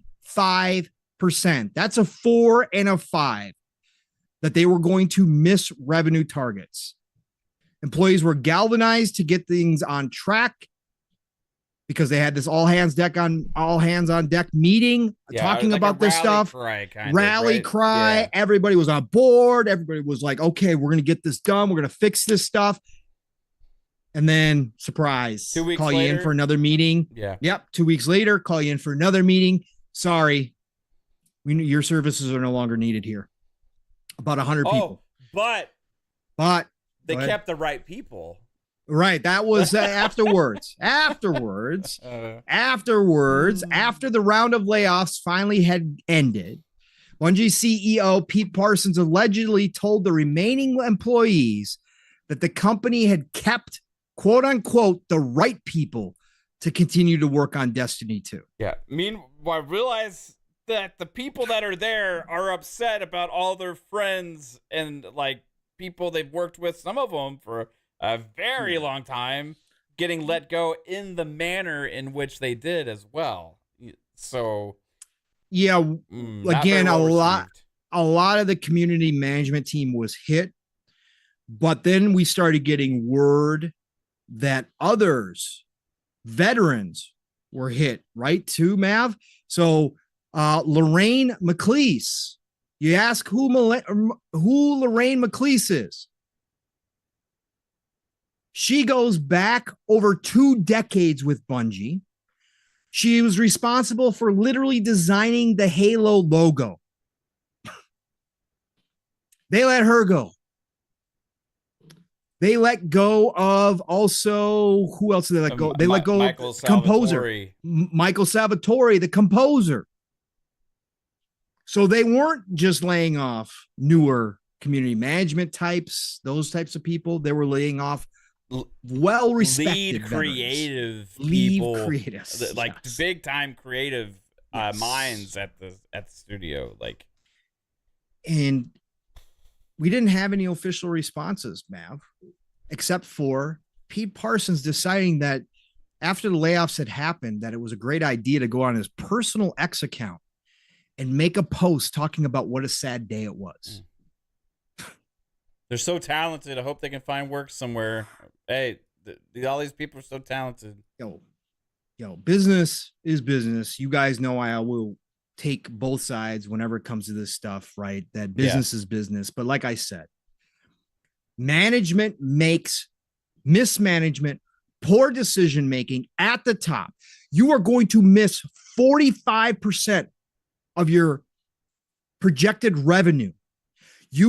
We come to find out your timelines for when this stuff was going to launch is a big part of this missed projected revenue. So you screwed up the timelines because you guys thought that the expansion was going to be out this year, but then you tested it and you got a so-so response. So you said, no, put it back in the oven. We're not launching this thing until potentially next summer.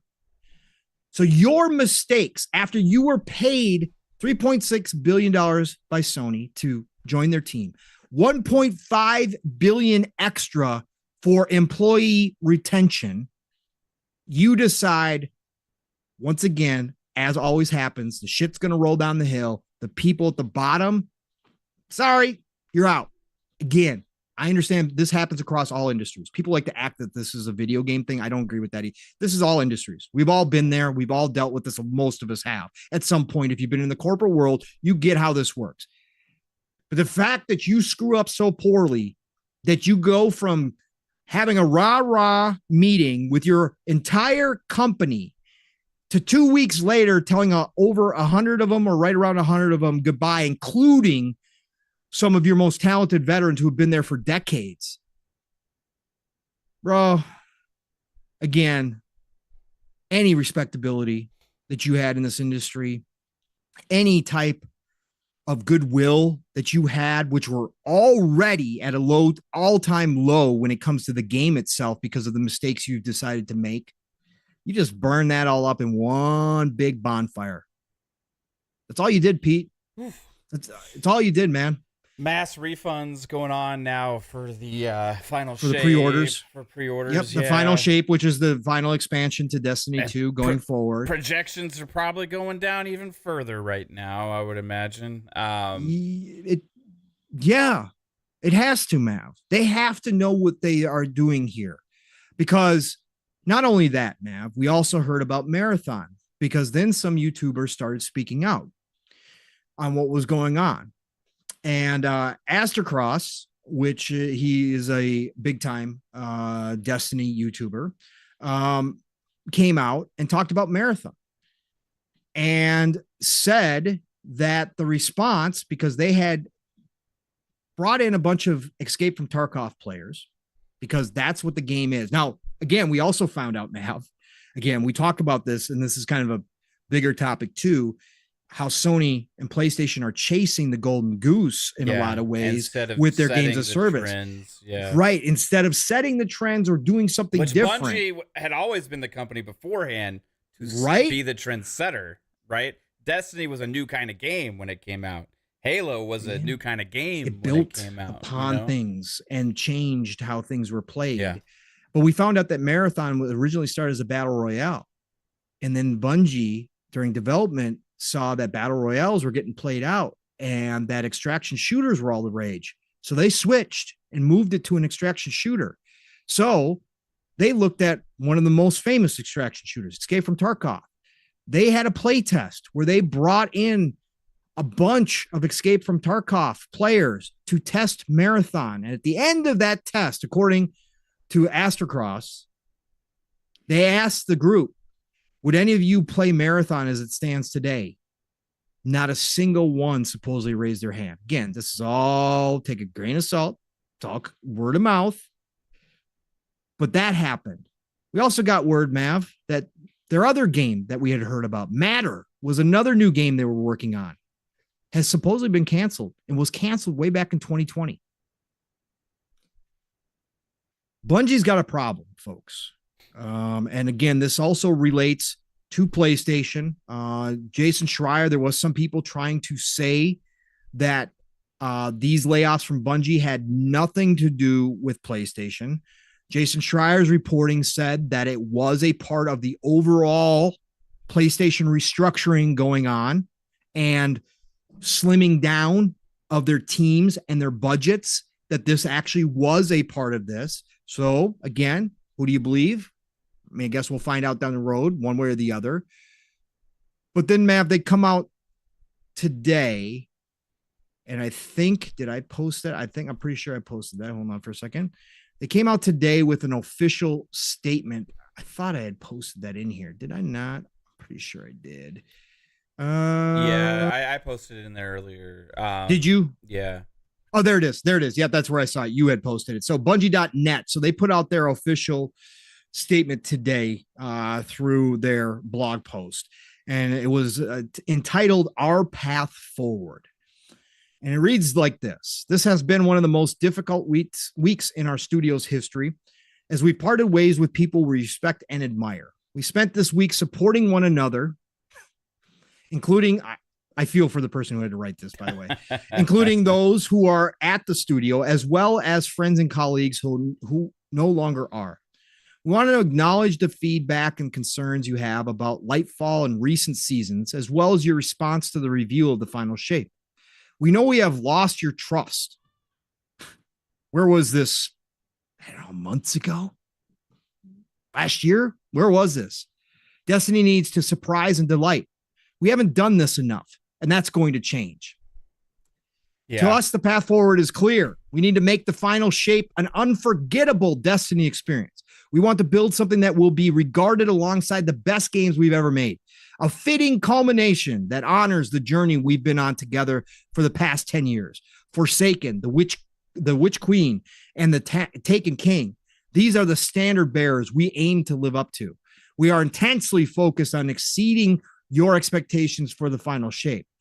Destiny 2 has more than 650 dedicated teammates pouring all their energy and expertise into delivering this epic moment in subsequent episodes. In the weeks ahead, you'll be hearing more from us about what's next on the short-term horizon, beginning with our next season in late November. Afterwards, we'll begin to unpack our team's bigger, bolder, and brighter vision for the final shape, as well as the bridge we plan to build to take us all out of this darkness and into the light. See you, Starside, the Destiny 2 dev team. I feel for whoever to write this. It feels like Pete Parsons standing over their shoulder. I hate these things. I think they're so fake. They're so contrived. I like even reading the language they use, build us to take us all out of this darkness and into the light. Yeah, the right people, right? The right people that you chose to be going forward into the light. Mab, I know you'd posted some other Paul Tassi stuff too as well in there about this as well. Let me bring that up here real quick. I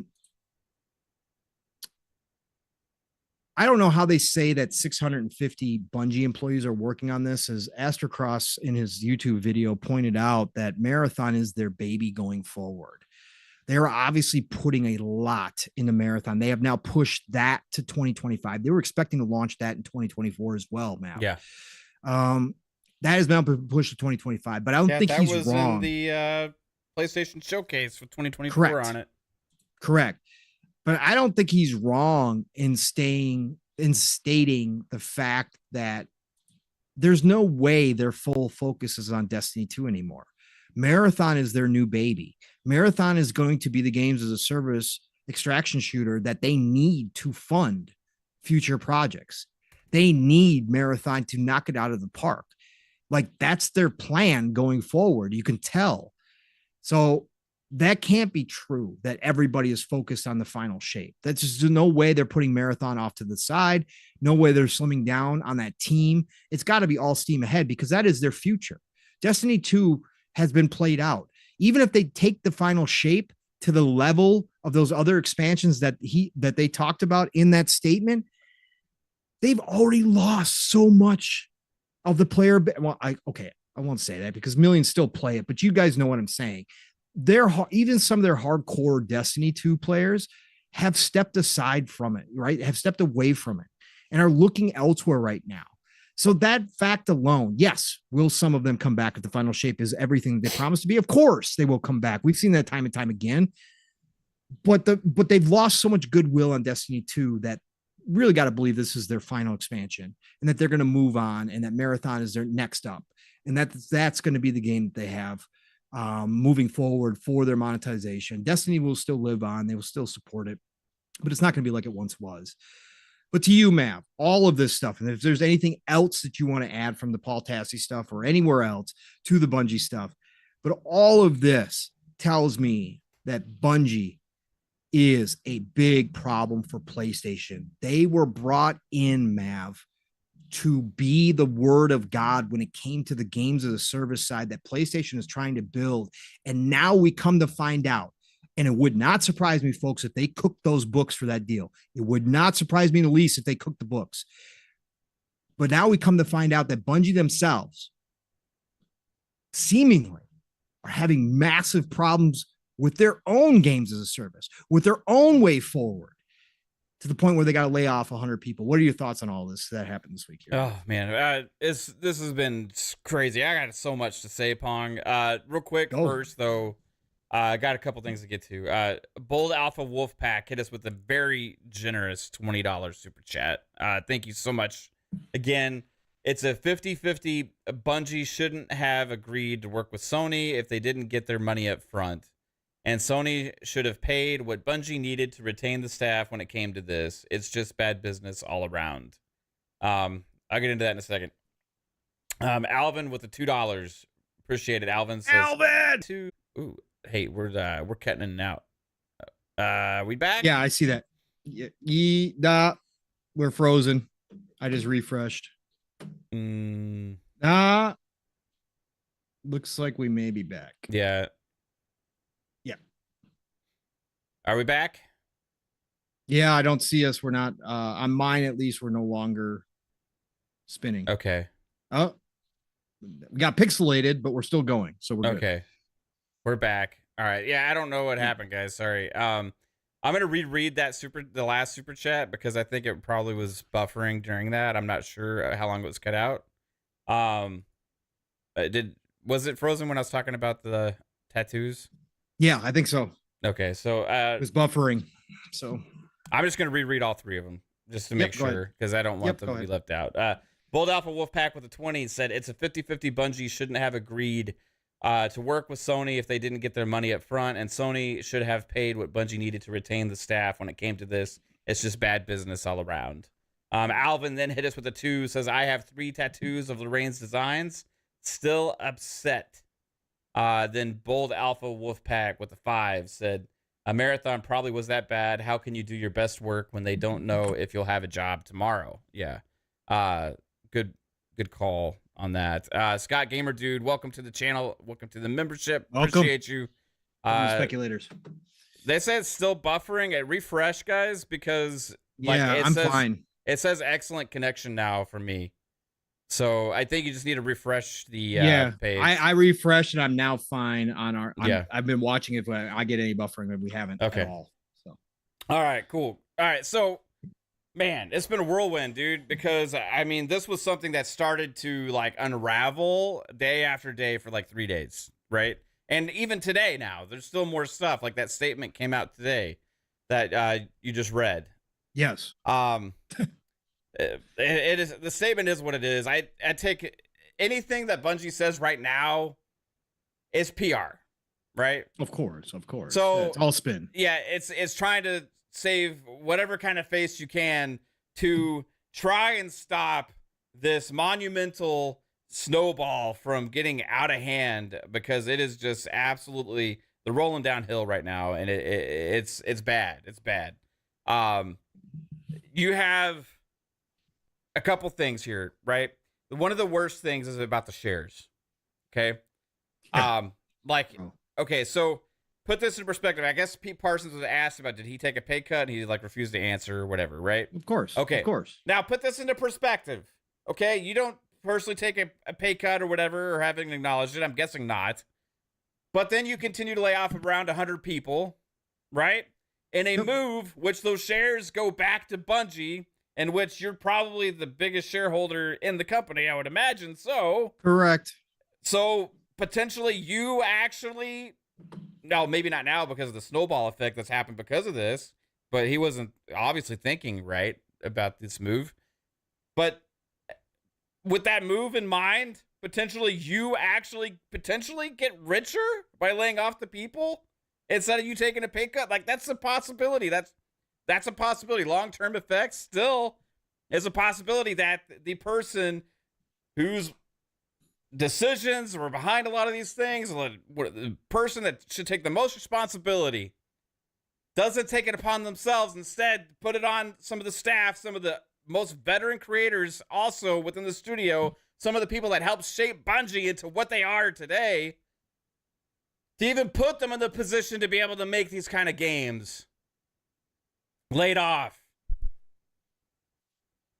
Lose their shares that happened because of the whole Sony acquisition.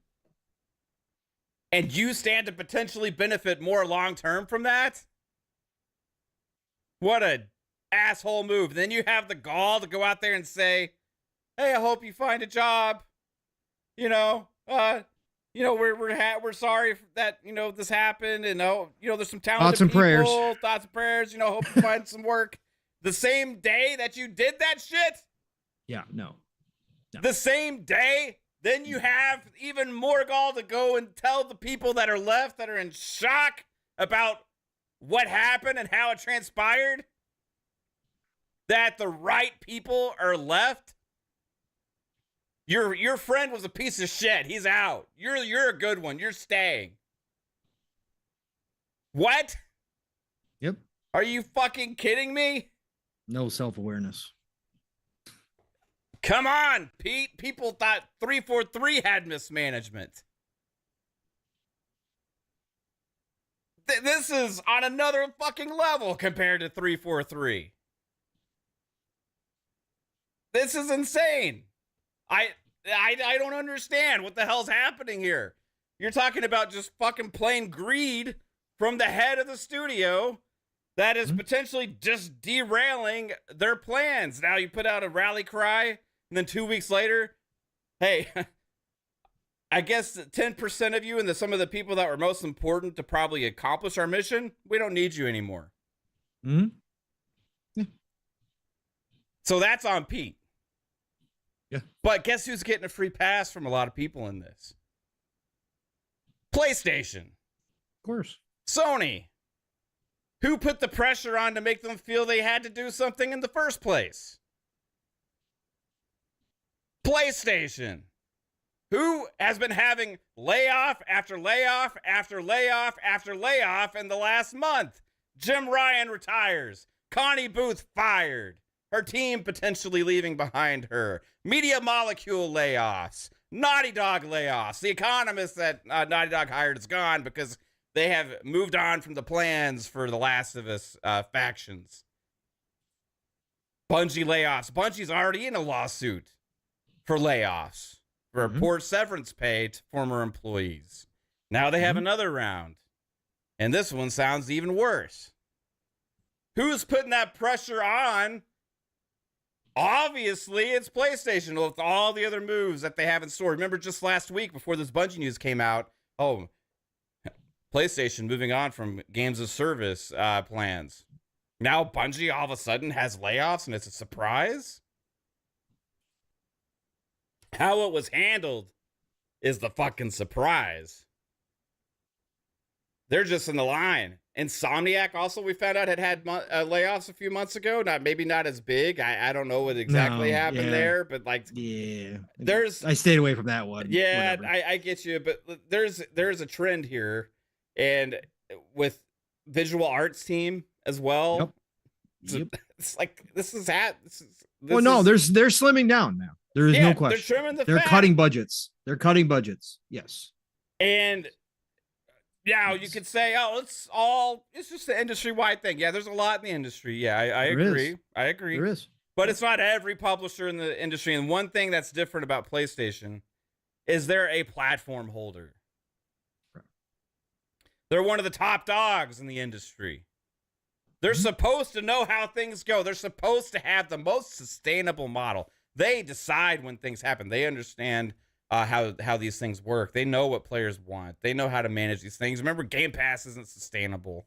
We can't put our games in a subscription service. No way. It's going to hurt our bottom line. And all this other shit and all this other shit. And you're going out and having to cut and trim all the fat. And then guess who gets punished? It's the employees, right? And at the end of the day, it's also the gamers, because we're left like, well, what is there to play, right? You're already behind on scheduling your pipeline, and now there's even less people to make games. That's a great way to get things on track. What was Xbox doing when they were behind? They were started to acquire, build up these studios, right? We were. It took a long time. It did, but like in 2016 just wait, 16 or so, just wait longer. Yeah, just wait. Another year. It's another year. Yeah. But in that time when they started the growth, they've had some layoffs. Like their layoffs have been more within the studios about failure or in all these different kinds of things. There's redundancy and stuff like that. 343 was the one that hit the hardest after Halo Infinite. They wanted a big shakeup there as well, right? Yes. But man, like that was a big one. That was one that we talked about too, man. We talked about the mismanagement. Yeah, but the game had already released. Correct. Yes, that is absolutely correct. They're canceling games prior to them even dropping. The game came out already.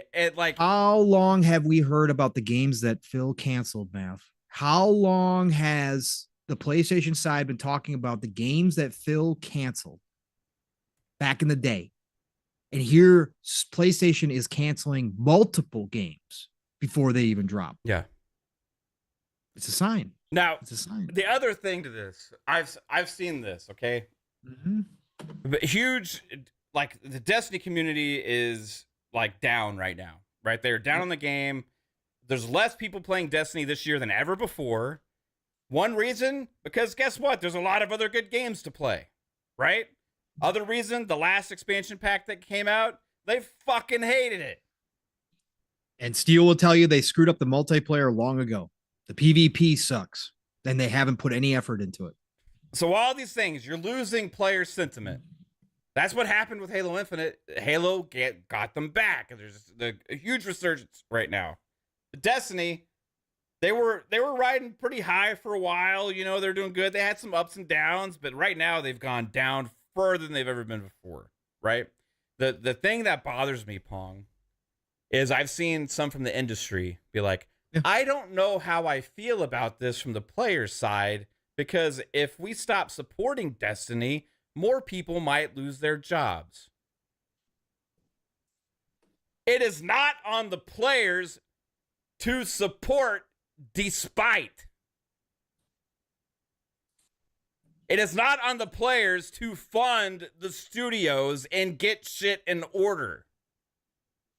It is up to the ownership, which in this case is PlayStation, and the studios to get excitement and hype for the products to bring the player base back, in which then they start making more money.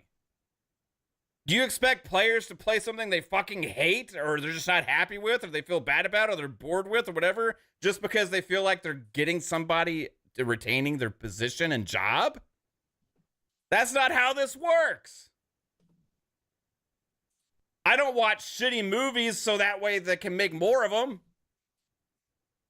Like, how does that work, right? Like, I don't understand that. Like, I don't go play, hey, you know what?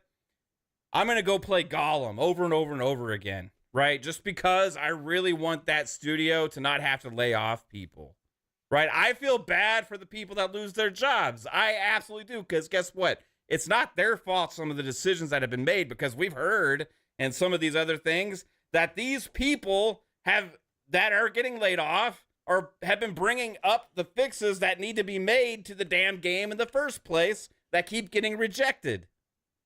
They're saying, hey, we see this. The player sentiment's down. We know what needs to be fixed. Can we do this? And they're like, no. Instead, we're going to charge for this other thing, and we're going to try and milk our player base more because they won't stop playing our game. Now what you see is the players actually stop playing, and oh my God, we have to let everybody go because Sony realized that we're not their cash cow they thought we would be. So we're having to trim some fat. Other studios are having to trim some fat. And maybe actually at the end of the day, it's all of Bungie's fault for not making enough money for Sony to recoup the amount of money they spent on the acquisition that they're in this position in the first place. Now Bungie's having to lay off people, and I've seen people out there saying, oh, but the players, I think maybe the players should keep playing the game because more people might get laid off otherwise. It's not my fucking job to support the developers. I'll buy a game when it's good. I'll play a game when it's good if I feel like doing it. It's their job to entice me to do so. Correct. And if they don't entice me to do so, that's on them. Correct. And it sucks that it falls to the people that were innocent in not making that happen. It does. But I'm not going to go out of my way to play something that is shit just for the sake of saving PlayStation and saving Bungie some heartache. You didn't hear that anybody saying that about Halo Infinite, did you, man? No, instead you said we need a shakeup. We want these fuckers out of there. We're like hit Bonnie Ross out. We were saying all these things, and guess what? They did it, and things have turned around. Yeah, we're gonna talk about that. And it's like I just don't understand that sentiment. I get it. Yeah, you don't want people to lose their jobs. Nobody does, but nobody. I'm not. It wasn't a celebration. I'm not going to go to the fucking shittiest restaurant in town that gets me sick every damn time just so that way the waiters can have a job. That's not, come on. You have it's to. It's not your responsibility. You got to put out quality and entice people to come. And if you aren't, then you're not doing your job as a company and you have failed.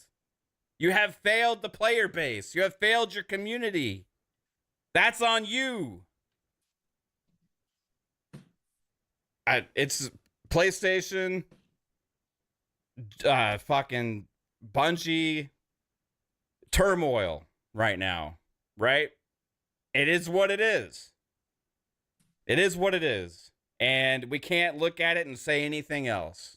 I hope to God they turn it around, but it's not on the players to do so. They need to fix their shit, feel that pressure, feel that creativeness that's we got to do something bold, right? Mm-hmm. Yep. And that's how you're going to get them back. Correct. But unfortunately, they've also done a bad job PR-wise, and so that's going to affect people coming back. Yeah. It's also going to affect their ability to hire people in positions that they need, because now people are going to side-eye Pete Parsons and that upper management team. Because if you don't think the people aren't leaving, talking, Marty O'Donnell, you remember Marty O'Donnell, everybody? He put out a tweet and a post this week on X saying, remember when Mick Gordon told a story filled with receipts? Guess who also has a ton of receipts? He went on to say, freedom of speech is interesting in the U.S. I'm free to say that I believe our government is led by weak, corrupt people, but I'm not free to say that about certain companies. If you don't think the word is not out on the street about Bungie,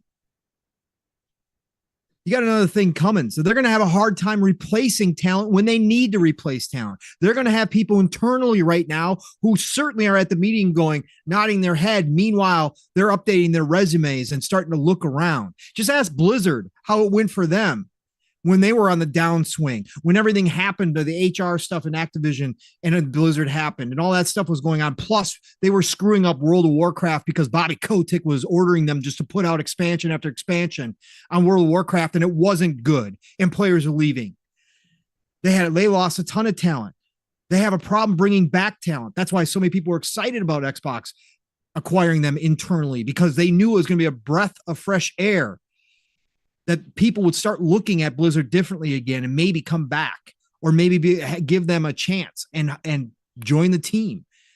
Bungie is going to have a problem. PlayStation is going to have a problem now that they own Bungie. This is a part, we talked about this a few weeks ago. This was a huge acquisition for them, man. This is a big. This is part of Jim's legacy, Mav. We talked about Jim's legacy. Yeah, this is a part of it. PlayStation was counting on that money.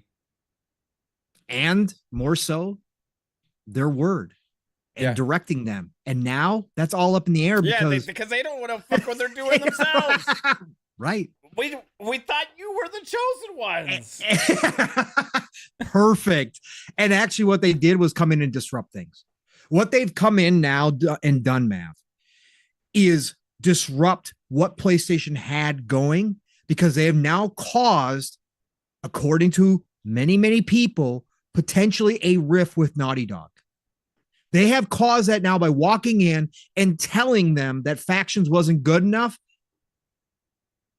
And that started a whole lot of dominoes, because then we heard they canceled the Fire Sprite. Fire Sprite had to lay off half their staff because PlayStation, it's not officially confirmed yet, but you don't lay off half your staff if you are making a huge games as a service game for PlayStation. You lay off half your staff when Bungie walked into that room and Jim said, "These guys are my advisors. Show them your game." And Bungie went, and Jim said, "Yes, sorry, we're not going to be able to continue this project with you all." They have caused division within that whole setup that PlayStation had going. And now they themselves are failing to meet expectations. Bro, talk about bringing a curse into your ecosystem. That's what it feels like they've done with Bungie. Not going to lie. Yeah. Not going to lie. They're not who we thought they were. Yeah. I mean, I don't know, man. I feel like they're like I said this a couple times now. This is the first time in a long time when I can see that PlayStation doesn't have a clear message and image of what they are as a company. What kind of games do they make, right? I think they need to put out like a, hey, this is who we are, this is what we're gonna do. Like in kind of like what Phil Spencer did back in when he took over, Jim tried that. Yeah, but now Jim, it's all up in the air. Said that to the players, but then he said something else in the interview. Well, he said something else in the interview, right? But behind the scenes, he was obviously, now we know, telling his teams the same damn thing. Yeah, so like in the interviews, he was telling people, hey, we're going to be more multi-platform, we're going to do live service games. But to the players, he was saying, we know the kind of games that you want to play, and that's what PlayStation's all about. We're making single-player story-based action-adventure games here, the kind of games that are the premium kind of game that you only can get on PlayStation. That's what he was telling to the players. Meanwhile, behind the scenes, every single one of these franchises needs to become games as a service. We need multiplayer in every single one of these franchises and IPs. We have to completely do 10 to 12 of them right now. Everything is now multiplayer games as a service. And the studio's like, we don't know how to do that, Jim. I don't care. We don't want to do that, Jim. We'll bring in Bungie. Well, hey, we got these guys. They've got this Destiny game. They've been amazing for so long. They're going to come in, take a look at it, make sure you're on the right track. Okay, Jim, I guess that's fine. We'll start working on this. We'll turn Factions into this smaller multiplayer mode and blow it out into this huge games as a service game, and I'm sure Bungie will love it. No, it didn't quite happen like that. No, it didn't. And it didn't even have a chance to. Years. That's the problem. It costs time. That's money. And money. Big money. But the time plays a huge factor into that, because it does. These studios could have been working on something else right now. I think they need some of that. 100%. I feel like they need multiplayer experiences, and they need more games like that. However, you don't just go and do a whole fucking shift all at once. You just got to start building into that and growing and do different things. And sometimes you got to start small and grow big. It's just like, man. It's the perfect transition, Matt, because it's something we talked about. Because the one thing that Microsoft and Xbox do have is that ability in the multiplayer games as a service space. They already had it prior to Activision Blizzard. Yeah. We now have even more examples of huge successes, but I want to talk about two specifically here, two kind of different scenarios, Matt, right? Let's talk about Halo Infinite first. Yeah. You obviously the Halo guy, so I'm going to obviously give this to you because you know more than me. You keep up on it more than me. You guys have continued to play it, jump back into it, jump out of it. You guys have been through the ringer with Halo Infinite. But Halo Infinite was an established franchise that they decided to take in a new direction and build a games as a service with it, right? Huge franchise. Again, one of the pillars of video games. I've never taken that away. There's a Mount Rushmore. Master Chief is on it. Okay. Period, point blank. I don't care who else you want to put up there. Master Chief has to be on it for what it meant to the video game industry and to Xbox. They take it a new direction. They say, okay, we're going to build out this platform, right? That we are going to make infinite. Like they said, Halo Infinite, 10-year plan, Mav. Remember, again, the famous last words of a lot of different games. 10-year plan for Halo Infinite. You've already got an established franchise. You already know what you're doing in this space. You've already had massive, some of the biggest success ever in as far as multiplayer goes. Take the franchise, come out with Halo Infinite. It drops. You don't have your roadmap. Supposedly the turmoil that we've all heard that obviously was true, because look what they did with 343 overall, caused it to come out in a rough state. They didn't have a roadmap. Multiplayer was good. Didn't have the content. Didn't have the maps. Didn't have what people wanted out of it. Everything disappeared. People walked away from it, Mav. Walked away from Halo. Even Halo fans such as yourself, huge Halo fans, walked away from Halo and said, 343, fix this. We're not playing it. I'll dabble in it from time to time, but we're not playing it. And a lot of people said Halo was dead. Now, the one thing you will know, folks, if you've been listening to me and Mav or any of the Fun Speculation Network, any of our shows, when we were criticizing 343 and Halo, when we did that run and we said changes had to happen, obviously, the one thing that all of us to a T said, including myself as the casual Halo guy who doesn't have any connection to it at all, there's always a chance for Halo just because of Halo, because of the name, because of what it means to gamers. There's always a chance. None of us ever said Halo was dead, ever. So this week we get word, Mav. They have refocused. They have been focusing on the multiplayer side of things. Obviously, that's their core team now. The single player team was disbanded, gone. The multiplayer was their everything. They have put all their focus into it under new leadership. And they have been slowly but surely, after Forge came out, which we all said could be a jump starter for them, and it certainly seems to be happening, but also their homegrown maps, their homegrown roadmap, they now have it fleshed out. They have now had multiple updates and multiple seasons where there has been nothing but positive feedback. And this week, Matt, we get word that they are now hitting huge numbers of players on a daily basis. I think it's averaging 60,000 players per day. Yeah, something like that. It's like at this point, it's gone back to like the launch numbers. Yeah, the launch numbers. Again, why I bring this up and why it was a perfect transition, and I'll talk about another one right after this, another game too, that we got surprise update this week, or a surprise news on. The fact that this is how you do it, Matt. Even if you try to go big and it fails, you got to have the cojones. You got to have the wherewithal to stick with it. And this is something that we've talked about that neither one of us think that PlayStation necessarily has. To get into this space, you have to be ready to take risks. You have to be ready when things don't work out and fail. You don't cancel projects. You especially don't cancel them before they launch, but you don't cancel them. You continue to have confidence and work on them, especially with one of your biggest franchises. Sony just threw that away with Factions. They already had an established IP that they could have built off of. But instead, they chose to cancel it on the word of Bungie. But here we have Xbox, who has one of their biggest franchises in Halo, come out, doesn't hit properly. In fact, it seems like Xbox themselves have been pushing other games this whole entire time and just kind of said, yeah, Halo, you guys do your thing over there, 343. We're going to promote everything else we got going on. If you guys are ready to show something, show something. And that's how they've worked their way back to this point. Xbox could have easily said, start the whole thing over, put it on ice for a while. People were calling for it.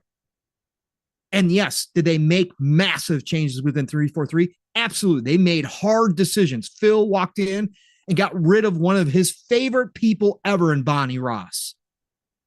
No matter what you think about her, Phil was loyal to her for as long as he could be.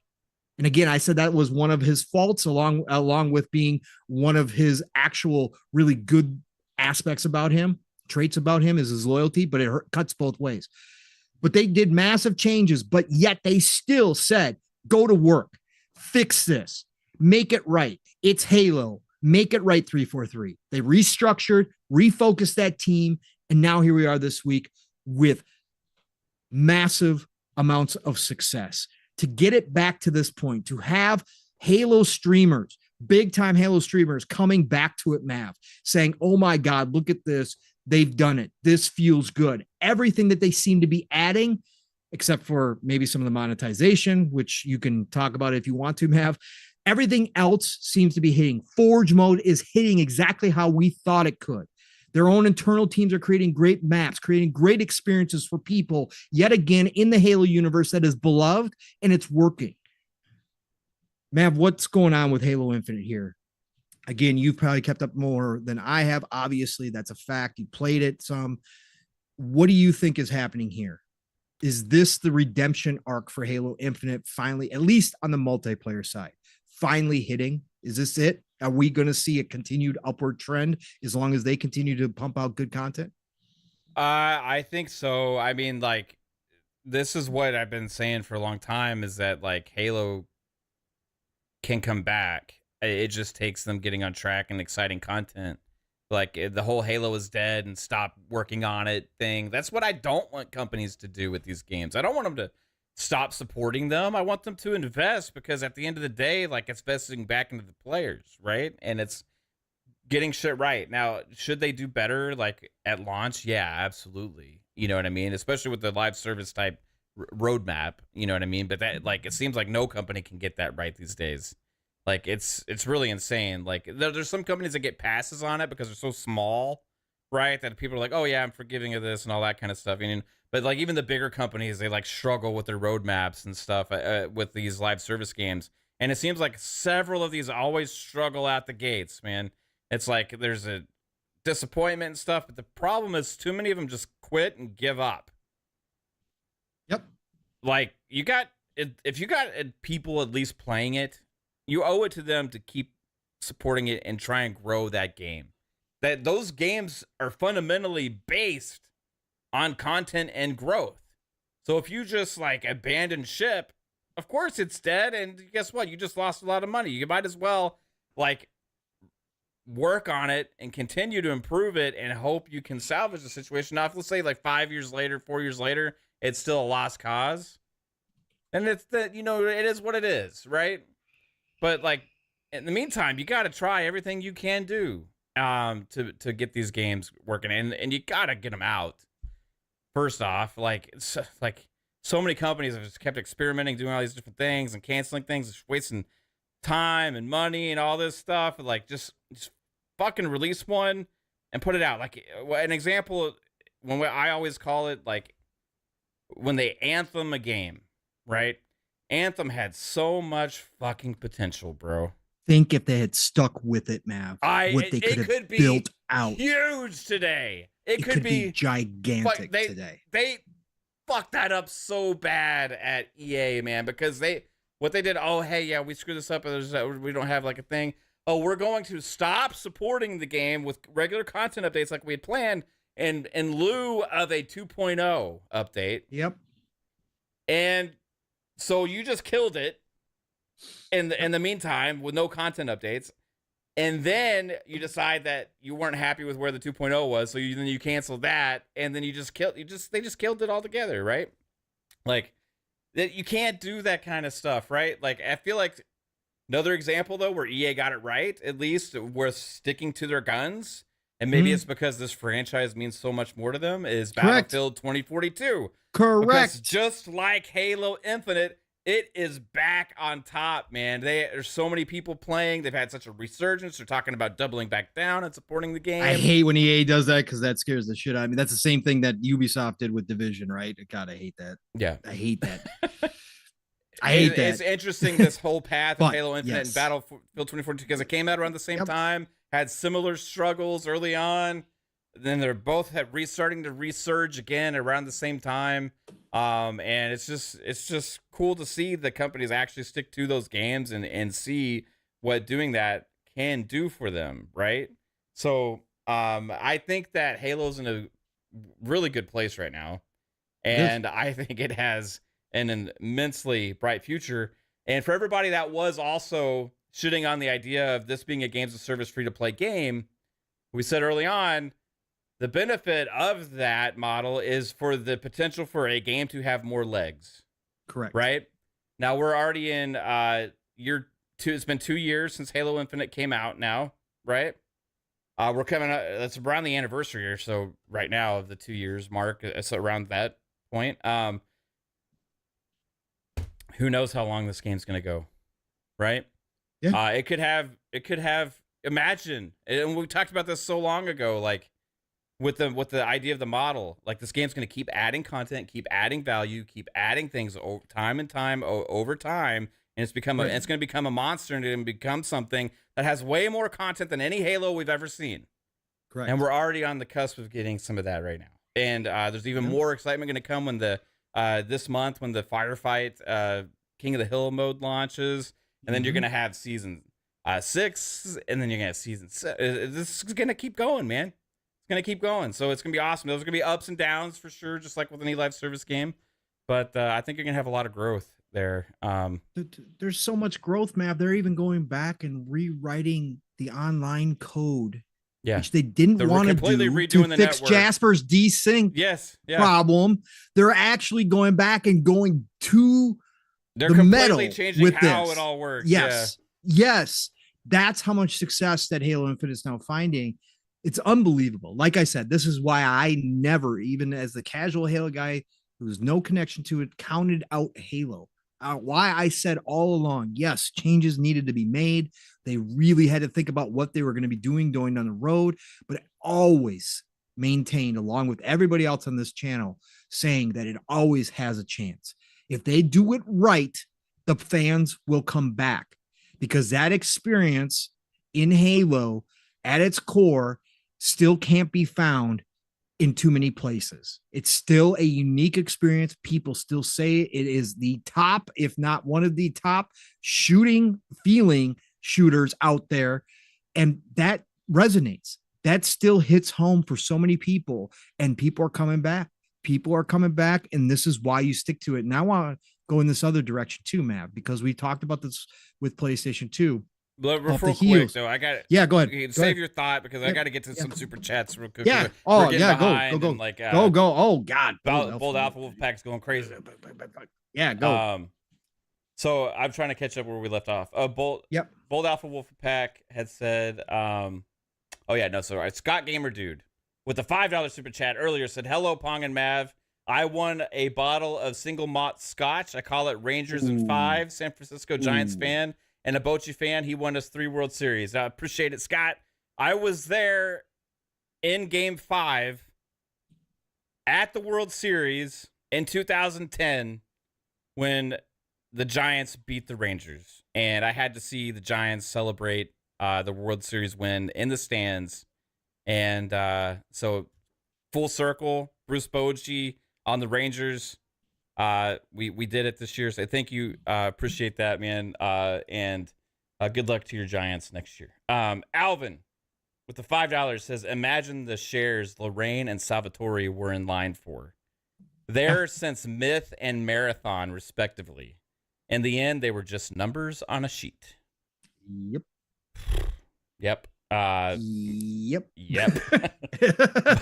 Bold Alpha Wolf Pack with the $10 super chat says, "I think that rift Pong talking about is real. Naughty Dog might have banded together and said, we aren't making shit until Bungie's out of here. I know they didn't just take factions on the chin." It's a good point, yeah. And then Bold Alpha Wolf Pack with a crazy, generous $50 super chat, bro. Thank you so much. Way above and beyond with that. It says that PR angle is something different now. Cancel culture is potent. If people boycott Bungie now, on a serious note, they could go under. Are gamers really ready to see that, Pong Soul? No, because I think that for as many people that talk about it, if Bungie does put out a good expansion, enough will come back, right? I think that that's always going to be the thing with gamers. Will there ever be enough pressure on a game dev? I've always said this, you'd never get enough gamers all to be on the same page. It would have to be dramatic. Even through Activision Blizzard's problems, there was never enough players to stop playing their games to cause a dent. And I just don't think it will happen. But do I think Bungie themselves could burn everything around themselves? Yeah, they could. They could burn all the goodwill. They could put out Final Shape. It could not hit the way that they're claiming they're going to make it hit. And then Destiny legitimately could become a shadow of its former self. All will be forgiven with good games and good content, man. Like it's just what it is. You know, you deliver the goods. They're on a high. You disappoint. They're on a low, right? And they're on a major low right now, especially with the PR that's coming out. But you know, I feel like the PR that they're receiving is just as well deserved. And with people are gonna react to it how they want, but I don't think people are not playing Destiny because of this. I think they may be a little bit more down on the Final Shape because of this, right? And they might be a little bit more weary. But the second people play the Final Shape and start saying how amazing it is, if it's amazing, those people that are not pre-ordering it right now will go around and probably get that game or get that expansion when it comes out. So they got to stick with it, man. It's like that's what supposedly a benefit of being acquired by a company like Sony should do. It should help establish your security, right? That's one of the main benefits about being acquired by a larger company. That's one of the things we sing the praises for about all these things. But like right now, you know, Bungie is maybe a little bit of the problem that's causing Sony to have to trim some of the fat at some of these other studios too. I'm just going to call it like it is. Their biggest is Bungie probably one of their supposedly biggest ongoing like money makers that's internal first party. Or it should have been. It probably would have been planned, right? Because they're the only big games as a service company that they actually had right in there, and you're down on 45% of your projected revenue. That's also improper forecasting, and that's on them. You know what I mean? Like you just they gotta realize and read the room a little bit. Like it's maybe they had a little bit of that PlayStation ego too. Like they just felt infallible. I want to see an invoice breakdown of where that 1.5 billion for retention went. I want to see a breakdown. Pete Parsons took what 500 million for his own retention. Called it a day. I want to see where it all went. You're gonna retain me. Yeah, you're gonna retain me. I'm worth $1.3 billion. Yeah, right. Exactly. I'll think about retaining some of the others. I can make these games by myself. Shout out to the chat. You guys are having absolutely amazing conversations as Mav and I are talking here. Sappho, I see you talking about MTX a lot. No, you know me in microtransactions. You heard me talk about it. I don't care about my microtransactions. I will say $20, $25 for skin is always egregious to me. I just won't buy it. You're absolutely correct. It's 100% an option for people. That's why I've never had a problem with games as a service. I've never had a problem with any of this stuff. I will always have to make the decisions if it's worth it to me or not. And it's always got to be personal. And you're right. The whales, again, people were complaining to high heaven about Diablo Immortal and the microtransactions in that game. They didn't change a damn thing.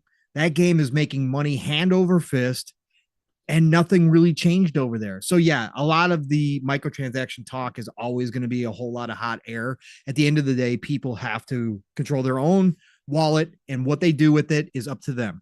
Like I said, $20, $25 for a skin. I'm like, really, guys? Really? No, thanks. But still a decision at the end of the day. Yeah, I mean, it's about the same too as like Call of Duty and also Fortnite and some of the big live service games that are out there.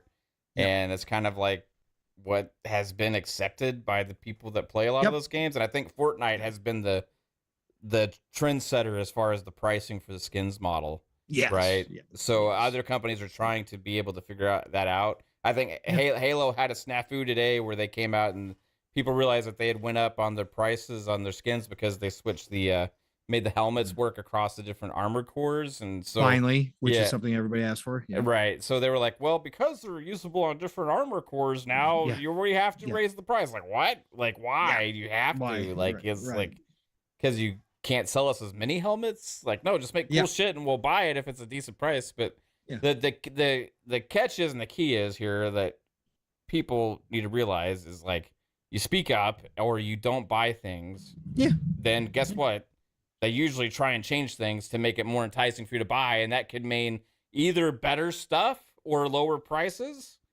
If we eat everything up without just like, oh my God, this is all amazing, I don't care what it is, oh yeah, then the prices get higher. You know what I mean? Because there's this trying to take advantage. There's always going to be a group of whales who do, right? And sometimes that's enough for game. Again, I put how many hours in the Diablo now? I got to be approaching over 200. I got to be 250. I've loved some of their skins that they put out for certain classes. I haven't bought any. But I haven't bought it. I haven't bought one. I've looked at them, been like $20. Yeah, but there's people that will, and those are people that they're selling them to. So it is what it is. The good thing about those games, especially the free ones. Yes, the free to play is even different than the paid ones that Diablo is. But like, it's optional and it doesn't affect the game much. No, it doesn't. I mean, as long as it's not pay to win, I'm cool with it. And there's also, most of these games have plenty of free stuff you can unlock too. Yep. Right. Sure. So absolutely. Nope, agree with you wholeheartedly. Blackcarde, hey, I see you dropping in here. What's up, brother? I saw Alvin put in here, and Alvin, there's a big pool of you in this, kind of in the. You guys are all. There's a lot of people in one pool, like Alvin, where Alvin said, I'm over 4,000 hours and 10 years in on Destiny. He's talking about no way I'm missing out on how the saga ends in the final shape. I just can't get it. And there's going to be a large group of people that are in that same boat. People invested it. Yes. Right. Yes. Like, you guys have to see it. I've been playing a game for 10 years. I'm not going to see how it ends. Right. No matter what they've done, I'm going to see it through. I totally get it. And I don't blame you in the least. Absolutely. 1000%. So, so that's why, again, people will come back to it if they do it well. That's for sure. The other aspect I was going to bring up here, Mav, and you brought up a good one in Battlefield 2042, because we did get that news this week as well. It's hitting record numbers. Again, EA did give up on it in some ways because they gave the franchise to Vince Zampella. Vince Zampella is supposedly rebooting the entire franchise. 2042 was originally going to be the platform, and that they were going to move forward with on all the future Battlefields. EA ditched that whole plan when it absolutely bombed out the gate, even though Mav and I still had a good time. It bombed out the gate. They thought it was a dead game. They kept a small core team working on it, improving it, fixing it. You could say that they had pretty much given up on it. But again, that team kept building off of each little success that they had, each little bug that they fixed, each new map that hit the way that they thought it would, or weapons that hit that they introduced in the game. They went also up and beyond a lot of companies, and anybody who had bought the big, the Ultimate Edition, where you were supposed to get a free season, they said everybody who bought Ultimate gets all the seasons free. And they just kept working off of that model and kept doing it. And we kept coming back to it, Mav. And both you and I have said recently that we want to go back now for sure. But we kept coming back to it, and we kept saying how much better it got. And now this week, like Mav said, they doubled down on it, even though Vince Zampella is rebooting the whole franchise. They're doubling down on 2042, which I hope actually means something. I hope it's not just speaking. I hope they do continue to add to 2042 because it's in a great spot.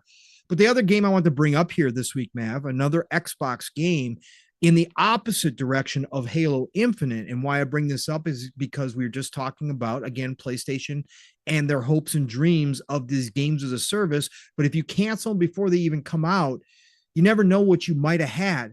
And if you start small and work your way up, big things can happen. And that game that I want to bring up this week, Mav, is Grounded. Yeah. Because Grounded has gone from a 14-person team. Yeah. A passion project. One of those passion projects that people like to make fun of all the damn time in certain circles. Oh, here goes Xbox and their passion projects.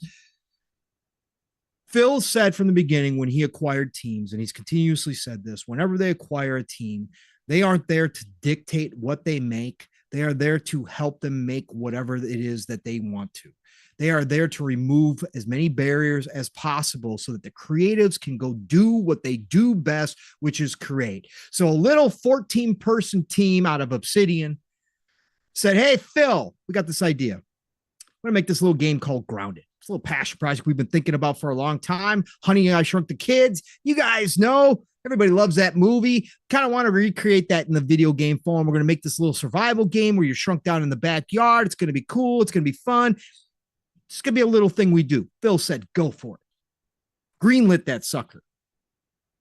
Here we are. What, Mav? What's it been? 3 years?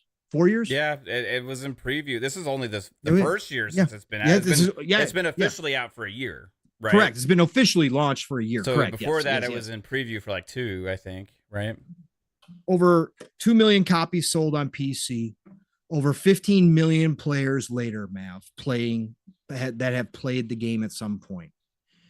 And now Grounded just had this huge expansion that they dropped, 5 months ago, 6 months ago, something like that, beginning of the year, I think, when they dropped their last expansion, whatever it was. Yeah. And then today, or was this yesterday? Was this yesterday? It was yesterday. Yeah, it was yesterday. Grounded Playgrounds is now announced. They are adding to Grounded their own Forge mode, Mav. So you can go in and create new levels. You can do anything you want. Create your own games. Craft your own. Yeah. Create your own, craft your own level. And this is from Cloreal. Shout out to Cloreal who summarized it. Forge mode for Grounded. Craft your own levels from the ground up. Create puzzles, mini games, battle arenas, place AI, and more. No limit to the number of objects. Hundreds of system changes and improvements also included with this. This is how you succeed in this space. Is every game going to be a Sea of Thieves? No. Is every game going to be a Grounded? No. Is every game going to have a redemption arc like Halo Infinite? No. But you have to have the balls first to enter into this space, highly competitive. You have to have the trust in your team, the confidence in your team that they are going to pull through and that they're going to make something out of this. Did Phil ever in his wildest dreams, when he first heard about this game from Obsidian, when 14 devs said, hey, we're going to get together and make this little game called Grounded, did he ever think to himself, yeah, we might have a nice big hit for Game Pass for the Xbox ecosystem, the PC side of things here? He probably would admit that he never thought it would get to this point. And yet here they are announcing this huge, huge update called Playgrounds for it this week. Again, 2 million plus sold on PC, 15 million overall players. Huge boon for Game Pass. This is now a recognizable name when people do jump into the ecosystem. They may have friends. They may have friends, kids who have played Grounded before. And they look at that and they go, oh, there's Grounded. That's how you succeed here. And PlayStation should have been looking over and copying homework this entire time. They should have, at the end of the day, with a game like Factions, looked at Naughty Dog when Naughty Dog first approached them and said, hey, we've got Factions ready to go. And everybody took a step back and said, nah, we can make this thing bigger. Sony should have put Factions out, even if they put it out into preview mode like Grounded, and said, let's build off of this. This is what we're talking about right here. And Xbox has it figured out, Mav. They now have 13 1 billion plus franchises. And a lot of those franchises are now games as a service or were games as a service originally. They know what they're doing in this space that PlayStation is desperately doing, trying to enter. And yet PlayStation's canceling the games before they even come out. And something could have started like Grounded. They will never know, Mav. They will never know because they don't have the confidence to jump into the deep end versus just dipping in their toe. What about Grounded here, Mav? Getting its own Forge mode. I saw Cloreal put out a crazy mode that he made in 5 minutes where he had like 100 bugs all fighting each other in an arena, like an RTS mode. Like it was crazy. It just looked cool. What do you think about Grounded and its success here, Mav? I look at other games that have done similar things to this. They've grown up and established themselves first, right? Then they add this like other element of like big time creativity, allowing that back to the community to create their own experiences. Guess what other games do have modes like this? Fortnite. And one of the most popular games in the world that doesn't get really talked about in the gaming community that much, Roblox. Yep. Roblox is like what this is. Like, and Fortnite Correct. took that from Roblox. Another game that has similar stuff, Minecraft, right? These games have had each of these games have had games made within them that have created genres because of the mini games that are made within these games. And then you'll see like one come out and then they go off and another game copies it, another game copies it. Then you see an actual release. Like, for example, you see these like this game like Jusant just came out, right? Yes. I've seen kids playing like Roblox doing this similar thing since my daughter was like 6 or something, 5 or whatever. She was playing on an iPad. You know what I mean? There's similar things like fashion show type game, you know what I mean? That is like I've seen that. Now I see all these like there's like this game in the Xbox store. It's like Bratz Fashion Show, right? And it's like, okay, that's like that was the came from Roblox, you know what I mean? So there's all these different games that seem to spawn on it. Now you see other games kind of like allow this creative freedom, right? And I think back to it, I'm like, oh yeah, guess what game kind of did this before anybody? It's Halo. Halo, when they had Forge mode first, right? All the crazy games that people made within Halo Forge mode, right? And it's kind of like something that's like, oh, this is like a big thing now. And you see it's still happening with Halo all the time. But taking that core essence of creative freedom to the community can do huge things for a game. I mean, they're taking Grounded, which has been like it's been one kind of game, right?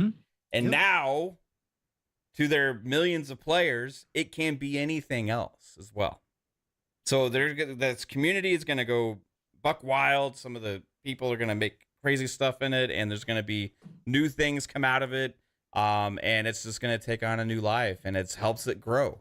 Because guess what? There's more experiences for different people to play. And any one thing that somebody makes within it can become a new trend, right? Could be the most popular thing streaming on Twitch that week or whatever, you know what I mean? And that goes for any of these kind of games. So it's pretty cool to see, man. Props to Obsidian. Huge. Like, it's just insane. But you're right about that. And this is a unique situation here because, you know, we've had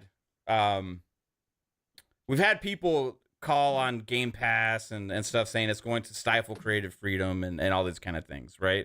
Which I've been the argument, I've been the argument completely opposite. I've been thinking that Game Pass and these kind of things and what Microsoft is trying to do is going to actually enable creative freedom because it takes pressure off of studios and they can be a little bit more bold and try and create more variety in their experiences to cast a wider net to catch more people. And get more people to subscribe to the service. So when I was looking at what Grounded does, they've kind of done the same thing that a game like Minecraft did way back in the day, or a game like Roblox did, or other games that were started by small teams and grew into something big. But the difference with Obsidian and Grounded is they did this under Microsoft's thumb. They were part of a huge, massive company. Obsidian had been acquired.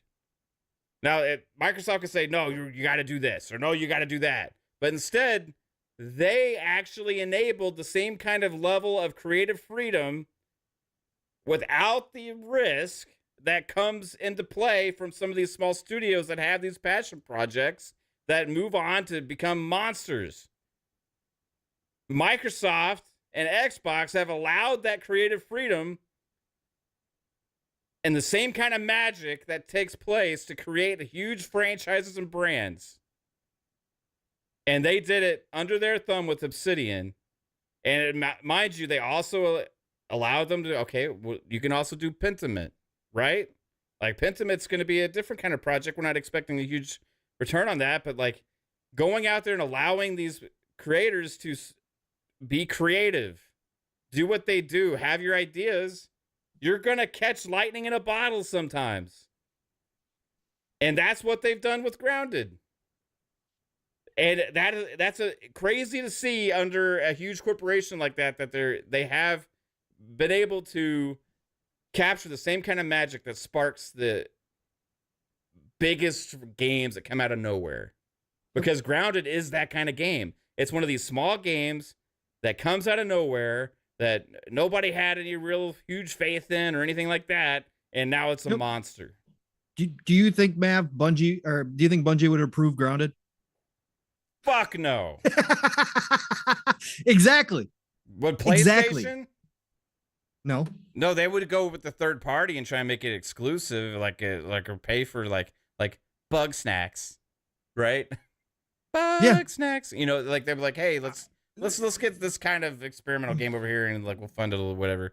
Like my point is you can bring in expertise, man. You can bring in people who do understand specific things about creating a certain genre of game that maybe you aren't currently an expert at. We see this all the time. Again, Playground went out and brought in a bunch of devs who were experienced in RPGs. They brought back some of the Fable crew to go after Fable, a game that a style of game, a genre of game that they hadn't made.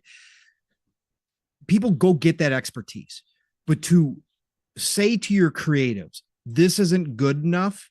Sure, there's sometimes that has to happen, but if you have faith, if you have a team in Naughty Dog who's done nothing but knock it out of the park for you time and time again, and they had something that was good in Factions, good enough that there are people like Steel who remember Factions, who loved Factions. So they had already the basis that was good enough. But then you bring in another outside source, you acquire Bungie, and you give them complete control to nix a game from Naughty Dog to the point where you had brought in the dude from Fortnite who created their whole battle pass system, who had created all the expertise in the monetization of Fortnite, walked away from the project because it looks like it's canceled or it's so on ice that there is no seeing it anytime soon. You give somebody like Bungie that much power over one of your best first-party studios, this is going to be the result.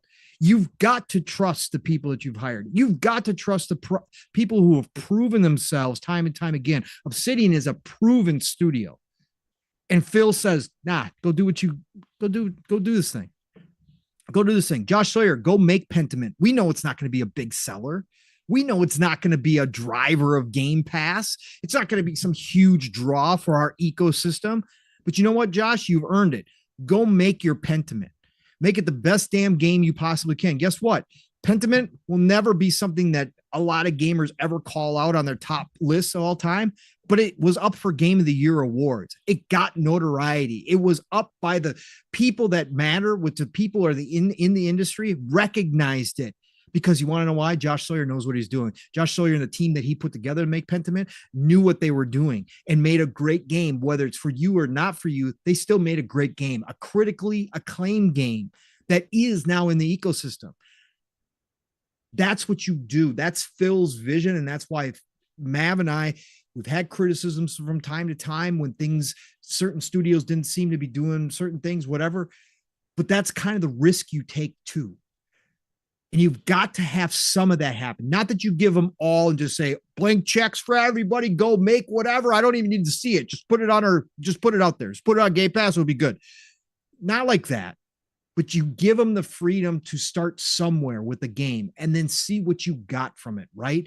That's what Xbox is doing right now. And they have multiple games like this. Again, you can go back to Sea of Thieves that came out in horrible shape. And yet the team and Xbox both agreed that they wanted to continue to work on it.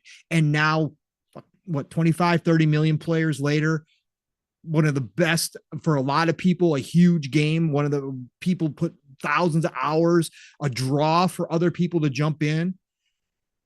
You go back to Fallout 76 for Bethesda, got trashed. People still blame Bethesda for putting out Fallout 76. Like they forget about all the other games they put out. They just go to Fallout 76. Yeah, Bethesda lost their magic. Guess what's still going to this day?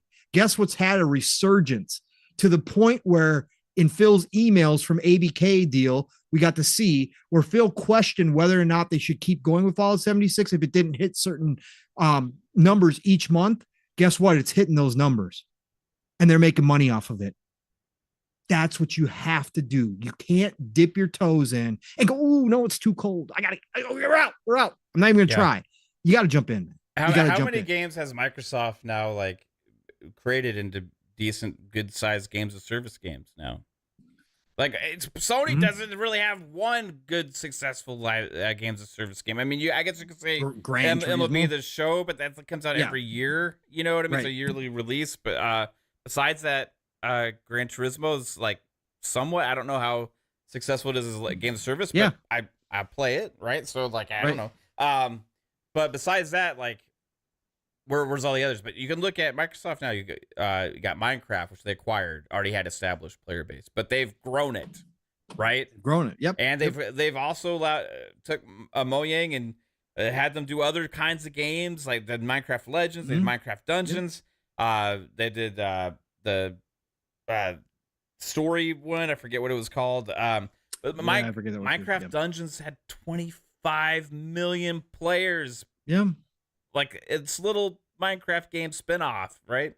Needless to say, they're also Minecraft is still one of the most played games in the world. Correct. But also you have State of Decay. Remember that little exclusive that originally came out back in the day and launched in a horrible state, and then the same thing kind of happened with the second game. They kept Undead Labs kept working on it and establishing this large player base. State of Decay 3 is going to be a monster, right? You have a Sea of Thieves launched with the lack of content again, right? Turned into a monster again now. Another one. Now you have Grounded. Halo Infinite went to the free-to-play games as a service model, and that's where it's at. Forza Horizon 5 took it to another level. Another huge, successful games as service game that's played by millions and millions. It's surpassed over 30 million players. Then now motorsport now too. Now you can be motorsport to that category. Yeah. You know, then you add the Bethesda games with some of their stuff they got going on. Fallout 76, another one that they turned around. You were talking about Bethesda side. Before they were acquired, Bethesda did that themselves. Props to Bethesda as well for not just giving up on it. They launched in a horrible state, but yes, like Battlefield and like Halo Infinite and some of the other games, they turned that around. And people love Fallout 76. It's a success now. It is. Yeah, that's what they said themselves. They find that as a successful game. Elder Scrolls Online is a huge successful games of service game. How many of these does the Xbox have, dude? Then you got Call of Duty, and you got Diablo 4, which is another one, and you got Overwatch. And then guess what? This mobile game launched today, a day early, Warcraft Rumble. And it's the number one trending on Android and on Apple, Warcraft Rumble, and people are eating it up. Jez just made a tweet saying, "Holy shit, it's addicting." Yeah, World of Warcraft itself, the classic. It's been around for freaking 20 years, bro. But that's not. And the funny thing is, like, that's not all they do. They still release a little experiences like Pentiment, or they'll do like Hellblade 2 is a single player only type experience, you know. And they're doing all these different things. Starfield's huge, massive, ambitious single player game. The thing is, you can do all these different things. The catch is, I think that like Microsoft's got the pockets and they've got the balls to kind of step out there and be bold with some of this stuff, right? PlayStation is like, got to be a little bit more safe. Either that, or they just don't have the balls to step outside the box. And I think you're starting to see some of that, you know, go on. They're risk adverse because they feel they can't take the chances. Because again, to take chances, you are going to take some hits. You're going to have Redfalls. You're going to have certain things that do happen. And they're not giving up on Redfall either. No, they're not. They're not. They're going to double down on that. They're going to continue to work. But PlayStation, because they put themselves in this box, Mav, because they've sold the premium experience and they've sold this narrative that if it isn't high 80s or 90s, it's garbage and we don't want it on our platform. From our first party, because of all of that, they don't have any risk taking in them, Mav. They want for sure things. And if it isn't internally thought of a for sure thing, they're going to cancel it and not put it out. And that's exactly what's happening. And in games as a service of all genres, you can't do that. This is way too competitive. You can't wait for the perfect thing to come along. And I think they're going to find out in a couple of their third party ones like Haven and stuff, whether or not that works when and that's first party, I should say, because they bought Haven. But you know what I'm saying? For these unknown teams that they might actually put out the games, they're going to find out real quick what it's like out here. But you got to be all in. You can't dip your toes here. And you got to be willing to take chances. And Sony isn't willing to take chances. They're just not. And that's a problem. It's going to hold them back, especially when you're trying to do something completely different than you've done. You're not going to make it very far by not taking chances. This is the way it is. Yep. Great conversation. Chat, amazing conversations in there. I've been reading your stuff. Really good, really good stuff in there. Again, love to see it when we're hitting points. You guys are hitting points. It's really fun to see the conversation continue. Because again, this is the industry as a whole. We're going to see massive changes going forward. Mav and I talked about this a ton of times. This is going to be transformative as far as the industry goes. There's going to be a lot of failure coming up. There's going to be a lot of things that we never thought could fail or we thought would never go away that are potentially going to go away and change or evolve. We're going to see that. Again, that's just kind of the nature of the beast right now. So it's going to be an interesting time to watch these companies try to figure their way. But there's one company who I know is almost completely insulated, as we talked about, and that's Xbox right now. With what they've built over there, with the acquisitions they made now with ABK, they are almost 100% completely insulated. They will be able to adapt and change on a dime because they will have the talent and the number of teams needed to do so. If something happens in this industry and something doesn't work anymore, they will have the ability to change. Other companies aren't going to be in that position. They're not going to be able to do it that way. Yeah, it's going to be fun. Yep. Bold Alpha Wolfpack hit us with another $10 super chat, bro. You're just on top of it tonight. And never expected, always appreciated. 100%. So all of you. Awesome show, gents. Y'all cooking tonight. Thanks, man. Thanks. Thank you so much. We trying to cook. We're just speaking from the heart, man. Yeah, we're just having our conversations. This is what we do. 1000%. All right, man. Let's see. We've been going for nearly 3 hours. No, yeah. 2 hours and 48 minutes and 40 seconds. Yeah, we are rocking and rolling, man. Holy cow. We're knocking it out of the park. Well, we've got a lot of the big stuff out of the way, man. So we got some little stuff left over here that we can get to. Unless there's something else you want to bring up. Is there anything else you want to bring up? Man, my brain's so fried. I don't even know. Let me think look of Texas back. Rangers. You just think of Texas Rangers. I am. I know. I can tell. We did have a couple of acquisitions this week, man. A couple of small acquisitions this week. Interesting. Yes. First, let's start here. Devolver Digital, again, another one of my favorite publishers out there for indie type. Again, they just don't miss. They acquired Astroneer dev System Era. If you haven't played Astroneer, cool little game. Definitely highly recommended. I played around with it. Cool little game. But Devolver Digital did acquire them. Again, just solid. Devolver Digital is just so ridiculously good at what they do. So that's cool. But then my old company, Mav, that I grew up with, company that will forever be in my heart, that I was actually out of business at one point and was returned from the dead and is now making moves, surprising moves. Atari, Mav, of all places. Now they've made some moves over the past year, but they made another one that I was actually hoping that maybe within the next year, Xbox would have added to the list. Atari went out and entered into an agreement to acquire Digital Eclipse. Yeah, so fucking random, bro. I totally want to expect, because we've had this for anybody who doesn't still know, Digital Eclipse is now probably one of the top remaster companies, right? They are remastering all the good stuff, right? They just came out with Wizardry, which I purchased on PC here. Redid Wizardry, but they're doing Dark Forces, Star Wars Dark Forces, right? They have done so. They did System Shock, right? Digital Eclipse is so good at what they do, and they are the ones who raised their hand when Phil was talking about Hexen and said, "Hey, Phil, might know somebody who knows how to remaster some games for you."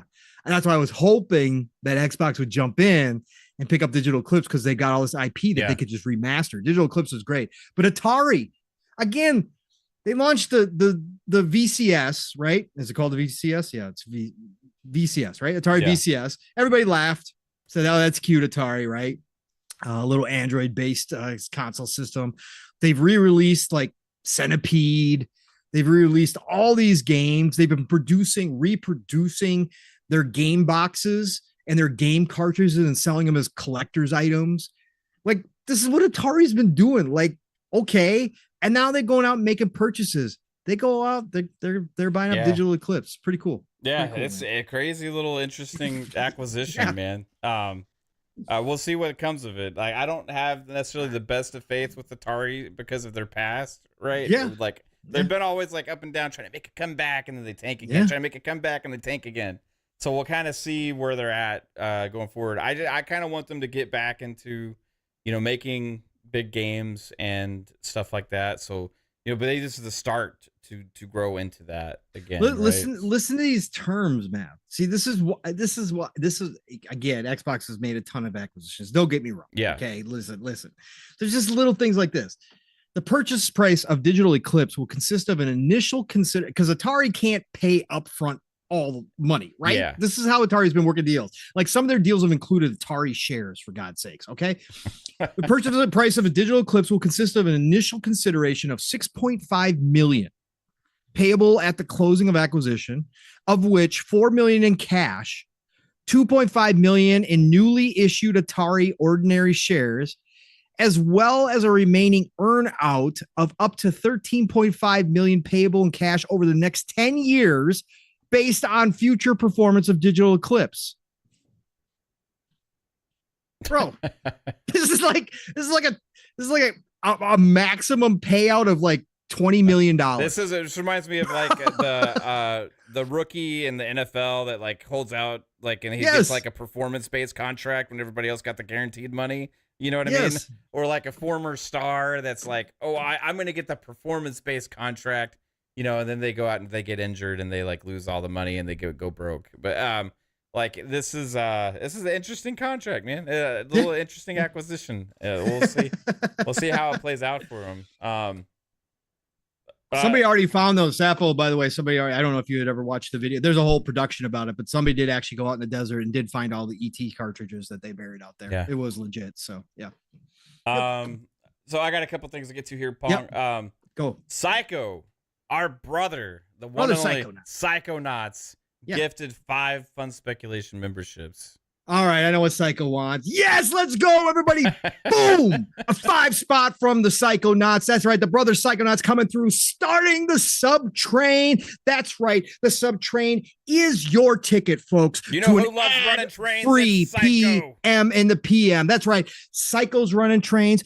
3-Bit likes to run trains. Everybody likes to run trains. So that's right. Get on the sub train phenomenon before we have to put ads on this channel. That's right. We don't want that. None of us wants that. I want you guys to hit your goal for my channel. So make the sub train keep rolling along. Let's go, folks. For my channel.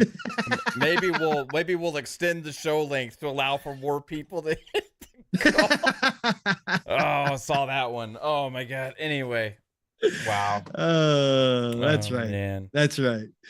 Oh my God. All right. You guys anything are else? amazing. Yes, there is more. I know what Psycho wanted. I know what Psycho. Thanks, Psycho. And don't worry, folks. The coffee is coming through soon. That's right. The Fun Speculation Network going worldwide with beans. That's right. Not the beans that Jez eats, but no, the good beans called coffee beans that gives everybody the energy. We're going to have our own Fun Speculation Network coffee ready for you guys to brew, and you guys can cheer us. That's right. You can cheer us and our channel growing. That's right. That's what you guys can do for us. So hit that like button, hit that subscriber button, because it does help. And if you're lurking, still love you, but just tap that little button because it does help me. It's the least you guys can do for this channel. We do have coffee mugs. It's true. We do have coffee mugs. Anyway, thanks guys. Appreciate it. And always, as always, support's always appreciated. Never expected here, regardless of never. And if anybody's listening to this later and you guys don't understand, it's all satire, right? That's all just satire. I knew what Psycho wanted because he started the sub train. So just that's satire. It's not what we do here. We don't e-bag on the Fun Speculation Network. So it's not our thing. We got top notch. Stream it says, oh, thanks, dude. We have a top notch with a $2 super chat. It says current gen only COD next year. Pong, explain, bro. Current gen only COD next year. Ooh, are they going to be ready to cut the cord finally? Oh, that was an original rumor from Schreier like 2 years, like a year and a half ago. Year and a half ago. Yeah, I mean, I gotta believe that they got to be ready to cut the cord at some point here and move forward. I really do think so. Especially with their integration and what they're trying to do with mobile and Warzone, which we talked about earlier. If they're trying to go that route, it's going to be a lot easier if you just cut the cord and get rid of last gen and not have to worry about it at all. It would do wonders for the team not have to worry about to, do dev work on the old consoles, obviously. So yeah, I could see that definitely happen, especially now that Xbox owns them. It's going to be easier for them to make decisions like that when there's no shareholders sitting over their shoulders and a Bobby Kotick snake in the background ready to strike. I think that they will have an easier time. Sure, they still have to be profitable. Sure, they still have to do things the business side. Xbox is a business, but I think that definitely would be the plan going forward. Yeah. I have a couple of just random questions that I picked out from the chat. Sure. Go. Let's go. Way earlier, like an hour and a half ago, probably. Okay.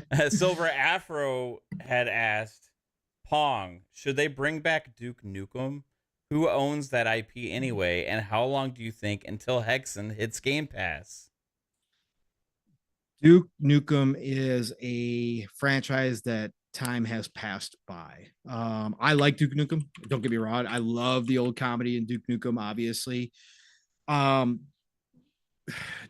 don't know who owns it. Gearbox owns it now. They had bought Gearbox owns it. Yeah, that's right. That's right. Thank you, man. 3D Realms. Right. Yep. You are correct. They finished the game, sort of. Yeah, sort of. I don't.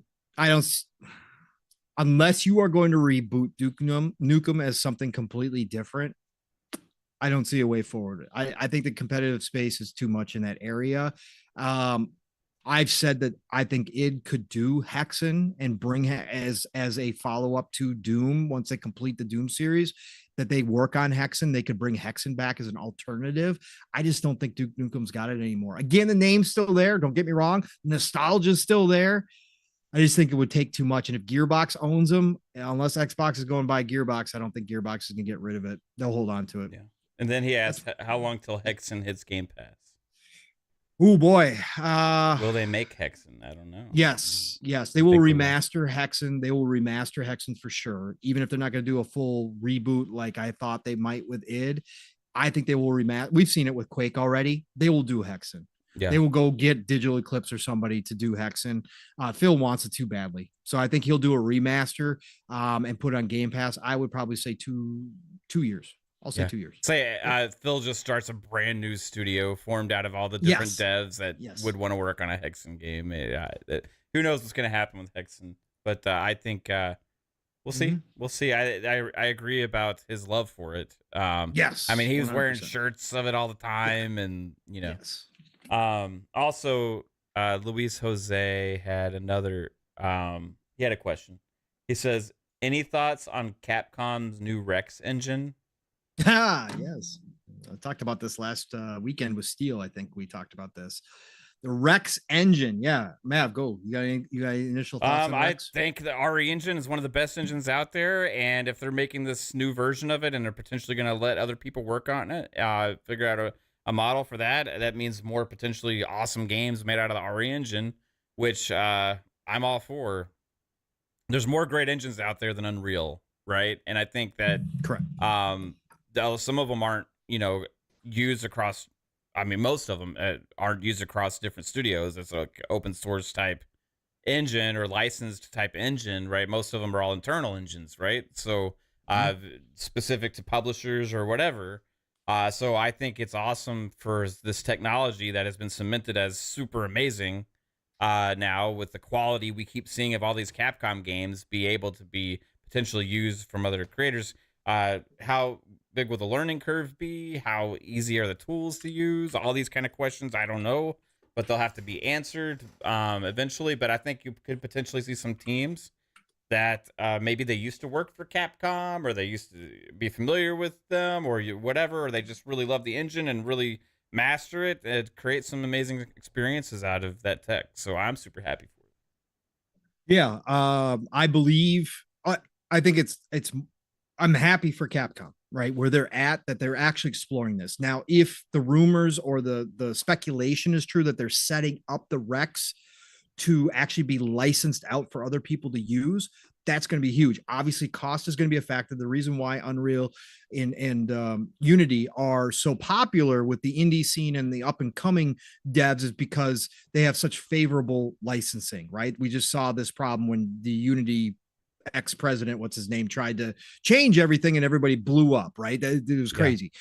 But the reason why those two engines are used is because it's very favorable licensing. Now, if Capcom can put in a type of model that allows indie devs or, you know, smaller dev teams to use it, that's going to be massive. And that, like Mav said, I want to see it because I want more opportunity for people to create in different types of engines, not just UE5 and, you know, Unity. I want to see other engines come about and be used in that way. And I think Capcom's got a big chance here that if they are trying to, now that they found the success, huge success, they brought themselves back from the brink of being acquired by Xbox to now being a very powerful publisher and dev, that if they can do this and go the Epic route and license out the Rex engine, absolutely, I'm all for it. And I think we could see some massive things out of it. Now, of course, I'm going to sit here. The Rex name, I want to speculate, is not by accident. Yeah. I want to think that their first game, first party wise, out the gate with the new Rex engine, because we're getting Dragon's Dogma 2 be the most requested game. Crossing our fingers. Yes. I want to see Dino Crisis be remade, ground up in the Rex engine as that first game. Talk about free marketing, talk about free advertising, talk about, my God, what we could see from dinosaurs in this new engine. Absolutely 1000%. But I'm happy for Capcom that they're going this route, that they're thinking ahead into the future. Even if they don't wind up licensing this out, even if that speculation winds up not be true, the fact that they are updating that engine, which again has had some of the best performing games this gen. Let's be real. A lot of engines have had a lot of problems. A lot of cutting edge engines have seen their fair share of problems on current gen hardware.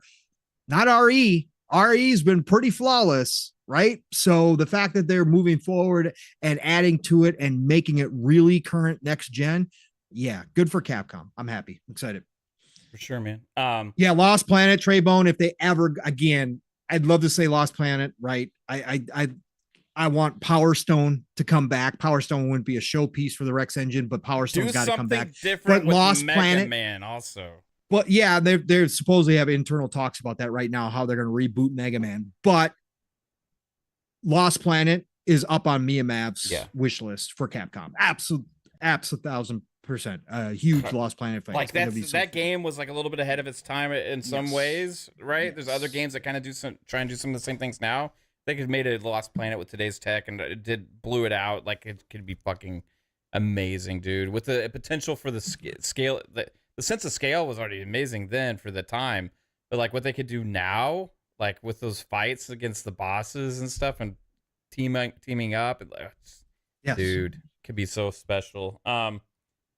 We got another $5 super chat from Matt McDonald Media. Appreciate Shout out to you, Matt McDonald. Appreciate you. It says, fun question. What 3 Xbox studios do you guys think the world will look back on what they made in 5 to 10 years and say, wow, this studio made a big impact? We're projecting which 3 studios, I guess 5 to 10 years from now, people will look back on and say, wow, they made a huge impact. Like that's predicting basically the 3 best studios for the next 5 to 10 years, I would say, or the most impactful. Most impactful studios, right? It's a good question. It's not what have you done for me. It's what you were going to do for me in the next 5 to 10 years. Yeah, I'm going to say, well, it depends on how he's saying big impact. Matt McDonald, if you're still in the chat, are you talking about biggest impact on Xbox or the industry? Let me ask you that question. Answer that question for me. Xbox or the industry as a whole? Because it changes. I'll say I'll say focus it on Xbox. Xbox is easier because the industry is a lot more projection, because you're talking about thinking about what somebody might do cutting edge to push the industry. Matt says whole industry. Whole industry. Okay. All right. Okay. Matt has spoken. It's his question. So whole industry. Like, oh boy. Okay, I'm gonna go out on a limb with my first one here, Matt. Okay. I'm gonna go out on a limb, but I'm gonna go in exile. I love this question. Yeah, I love this question too. I'm gonna go in exile. In exile? Okay. In exile is going to be a team that everybody looks back at that was a dismissed kind of throw-in acquisition that a lot of people didn't know who they were. Because not a lot of people played the tactical strategy games like Wasteland. But In Exile is going to take such a big leap forward. And I think Clockwork Revolution is going to be trying something new in a space that a lot of people have been in and have played around with. But the whole time travel aspect and how it affects the world, I think is going to be brought to a new level with In Exile. And the consequences that are impacted by your decisions in the game are also going to be on another level. So I think that In Exile's creativity alone, and then what they decide to do with Wasteland next after this and going forward, I think that they could have a huge impact. So I'm going to go on a limb and say In Exile as my first one. You got one in mind, Matt? Okay, I'm going to go out on a limb too, and this is maybe going to shock some people here. Okay. It's just a hard question to answer to because they have so many freaking studios. Like, I mean, like the easy answers would be like Blizzard, right? Because they're the biggest studio they have, right? Like they make all these different games, and they're really like 9 studios in one that make all these different projects, right? So I'm gonna go out on a crazy limb, dude, because we're talking 5 to 10 years from now. So I'm taking the 10. I'm taking the 10 for what it is. The 10. Okay. Yep. 343. Yo. Okay. Boom. Oh, I just shocked the world. Here we go. You did. You just shocked the world. Because you think they're going to reinvent? What do you think they're going to do? I think they're going to take what they've started with this trend with Halo Infinite, this growth that they're cemented here. And they're going to keep this momentum, and it's going to keep growing and growing and growing season after season, year after year after year, and they're going to invent other Halo experiences. They're going to have other Halo things, and I think what Halo kind of had shrunken down to at a point where we were like, okay, it's kind of been a shell of itself. They need to tackle this. I think Halo is already started. We're on the cusp of it right now.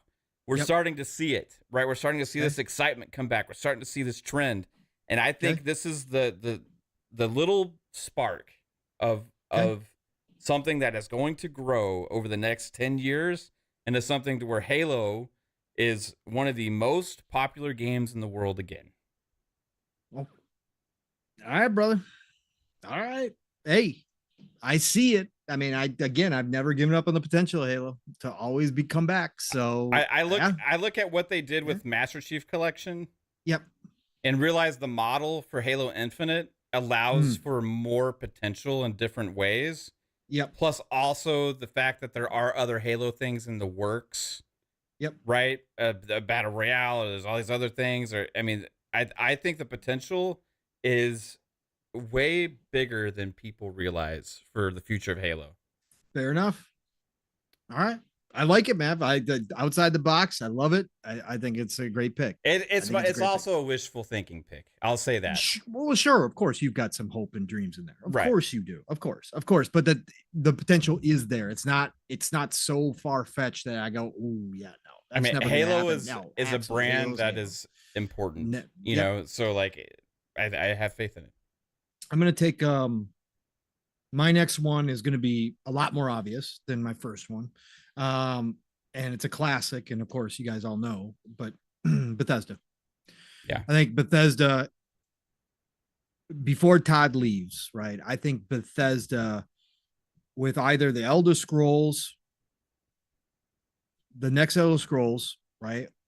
Or with Fallout will push the mechanics in Western RPGs further and further forward. I think that they are going to be, I think Todd in his talks, his latest interviews, especially with Lex Friedman, where he indicated that he wants to make the AI be even more alive in his games than they are now.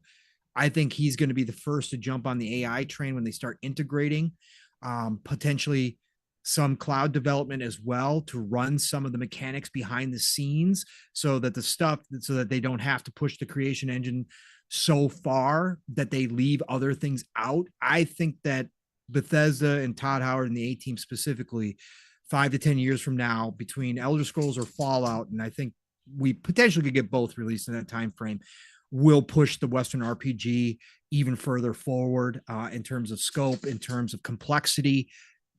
So I'm going to go with Bethesda on this one.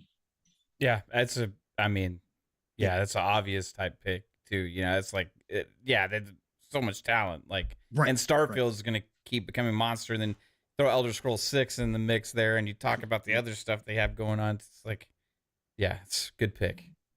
It's like, in a way, I'm trying to like focus on the core Xbox game studios before ZeniMax, Bethesda, and ABK, and I don't know why.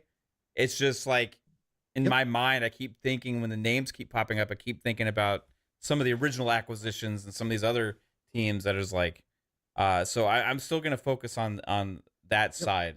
And I keep going back and forth, but I'm going to hold on real quick. Hold that thought, Matt. I'm going to read off Matt McDonald since he brought up this question, right? Okay. Graciously with a super chat. I'm also going to read off his personal picks are Playground Games, Ninja Theory, and Coalition. I think they're going to release bangers that are forced to be reckoned with, especially with Microsoft backing. Yeah. Good picks. I will say 2 of them for sure were in my head. I was bouncing around back between 2 of those myself. And I'll just tell you the ones I was back and forth on was Playground and the Coalition. Okay. I actually had Ninja Theory and Coalition. Okay. I think Fable is going to be like insane. Yes. And Playground ultimately could wind up being best studio overall for Xbox. Yeah. They have the potential. I have to see Fable. I have to play Fable. If they make Fable and it's to the quality of Forza Horizon, and they show me that they can go from CarPG to Western RPG and make that transition and bring Fable back after all this time, then Playground will be absolutely in the top 3 Xbox studios for me. And they have the potential to actually wind up being number 1 overall if they continue that upward trend. That's how good that studio is. And I believe in them for sure. Right on. One, I have a surprising one for my third one, but maybe not so much for my second. My second pick is going to be Obsidian. Good pick. You know where I'm at with Obsidian too. Yep. Obsidian, with their, I go back to what they said in the interview before, where they wanted to release a game like every year, pretty much. Yep. Right. And we've seen Pentiment, we've seen Grounded, we know Avowed is slated for next year potentially or whatever, and then going on from there. If they continue that over the next 5 to 10 years, the amount of content and quality games that they would have released in that span would be absolutely insane. So for the pure aspect of quantity meets quality, yes, Obsidian I don't think can be touched. Okay. I like it. You know how I feel about Obsidian. I said with Microsoft's and Xbox's backing, they are gonna be no longer the little cute brother next to Bethesda. Yeah, they have that talent. Give Josh Sawyer his $150 million for Pillars. Yeah, exactly. Please do that. So for my final one, I am going to go with one of my initial thoughts, which is Ninja Theory. When we talk about industry defining or industry changing in 5 to 10 years, I think between Hellblade 2 and then Project Mara, I think Project Mara is going to be the one. Now they are pushing the boundaries and they are definitely raising the bar when it comes to Hellblade 2, both graphically and audio side of things. But I think that studio has a desire to change the industry. I think that studio has a desire to make a game that as much as it can, right, will blur the lines between reality and gaming. And I think that's where Project Mara is their starting point for that, from the stuff that we saw early on, right, Mav, where they were going for hyper realism, right, in the quality of graphics. And I think 5 to 10 years from now, the technology shift in that time period is going to allow them to fully realize that true vision that they have for gaming going forward. And I think at some point, if it's not Project Mara, their next game will push it to another level that we didn't think was going to be possible. And I think that that's because Ninja Theory does have that passion to go into that space and make a difference. So I think Ninja Theory, my initial thought, I'm going to go with that for my final one. Yeah. Good. Like it a lot. I agree. I could pick like 20 different studios and make a case. You know what I mean? Like, no. And Jasper brings up a good point too. He's like, you all are missing the point. The mobile push Xbox is going to try to do. If I was thinking in that direction, yes, it would take me in different ways, right? If I was thinking, sure, Xbox could make a completely huge mark in the mobile sector, right, Mav? They did today. With how many studios? Right. They did today. Right. Warcraft Rumble, so they just say Blizzard. Right. But that's what I'm saying. But we'll think about where mobile will be in 5 to 10 years, right? And what Xbox has now positioned themselves with all these studios, what they could do in the mobile space. Yeah, there could be something. They could redefine a mobile game. I feel like that mobile is genre, like so unpredictable too, though, that it's like hard to realize which. Because I think there's going to be so many mobile things that come out, honestly, and like I think it's more of like a mass, like different kind of thing as opposed to like one studio. You know what I mean? Like, so it's hard to focus on that a lot. But so like if I look, Candy Crush 2 could change the entire globe. Tasty. King could reach 3 billion players first. It's possible. Yeah. It could. I mean, it's got the grandmas and grandpas out there playing it, you know. My third studio, I'm gonna go for an underdog. I don't know. My heart's in the underdogs today. Like I went 3 for 3 of my first one. It's because your Rangers won. I think that's it, man. I think that's it. So, and brother. part of it's too, like if 10 years from now we go back and look at this, we can say, oh my God, holy shit, that was a crazy prediction. And it turned out to be true. But like, if I get it wrong, like nobody's going to care. So, right. All right. So Undead Labs. Oof. Wow. They got big ideas. So starting there, they've got big ideas. Let me make my case. Yep. They had smaller budgets before, right? Correct. They weren't owned by Xbox before. Right? They were funded on these games, but like smaller, you know, they're Xbox first party now. They've been growing. We know the aspirations they originally had for State of Decay to be the preeminent, predominant, whatever. Preeminent. Is it preeminent? I was right. Yes. Okay. Yes, Preeminent zombie game that exists out there. That's the go-to zombie big thing, right? So I take their original aspirations of what they had in mind, knowing that they're getting assistance from some of these other top tier devs as well, and like with technology and all this kind of stuff, and looking at what they could possibly do with the full backing and weight of Microsoft behind them to create another live service monster. Now, we've already seen what they've done with State of Decay 1 and 2 when they were just like the small, discombobulated team kind of that just kind of like kept improving over time. Yep. Let's say State of Decay 3 comes out in like 2025, right? You'd say 10 years from now. So you look at like 2033. That's 8 years after the next State of Decay comes out, potentially. Okay?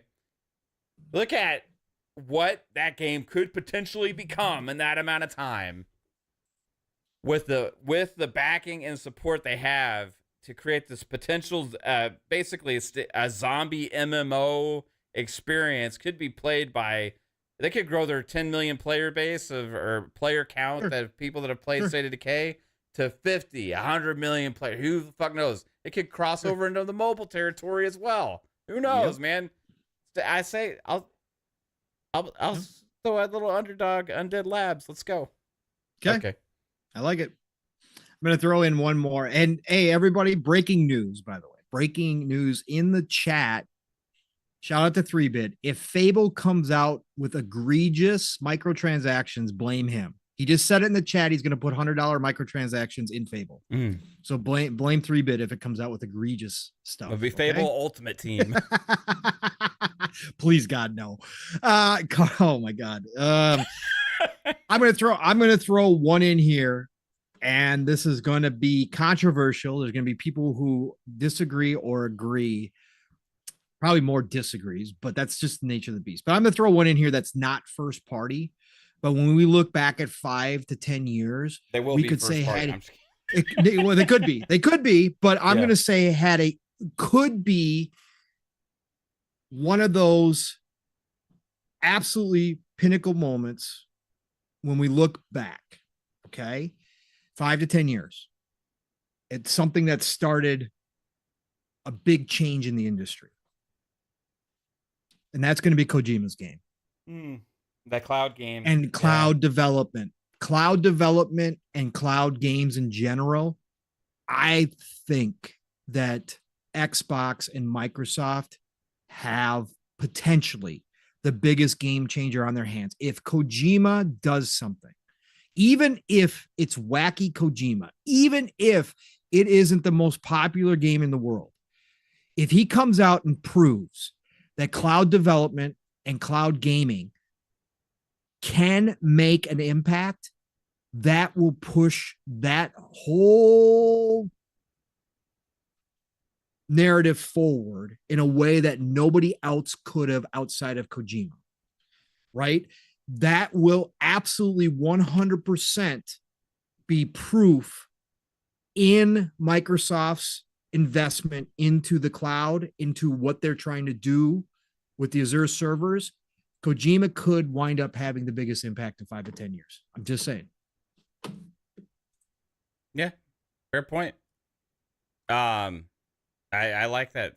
No, we have no idea, the Hood Canuck. We have no idea what Kojima's game is, but we do know it's cloud-based. We do know it's a dream that he's had to make this game, that he was working on it with Google at one time. Microsoft went out and grabbed, I forget her name now because we haven't talked about her, because she's one of those people that lives in the shadows that you never knew about, but Google had hired her specifically to work with Kojima on his cloud game. They hired her once Google got out. They hired her away. And then that's when Kojima agreed to do the deal with Xbox. This is a big thing for Microsoft and Xbox and for the future down the road. It is. Oh, shit. I know that was a boring pick. No, it's Kojima. It's a good one. It's a good one. It'll be weird as shit, but it'll be impactful. We do have another question, but this kind of goes into the last little thing I kind of wanted to talk about. That's another question that came from Luis Jose. All right. He says, also quick thoughts on Andrew Wilson's CNBC interview. Oh, yes. Yeah, we're going to bring this up. Yeah. So Andrew Wilson had an interview with CNBC, I guess is who it was. And basically he's saying that he's like fully on board with the ABK acquisition. He thinks it's good for the industry.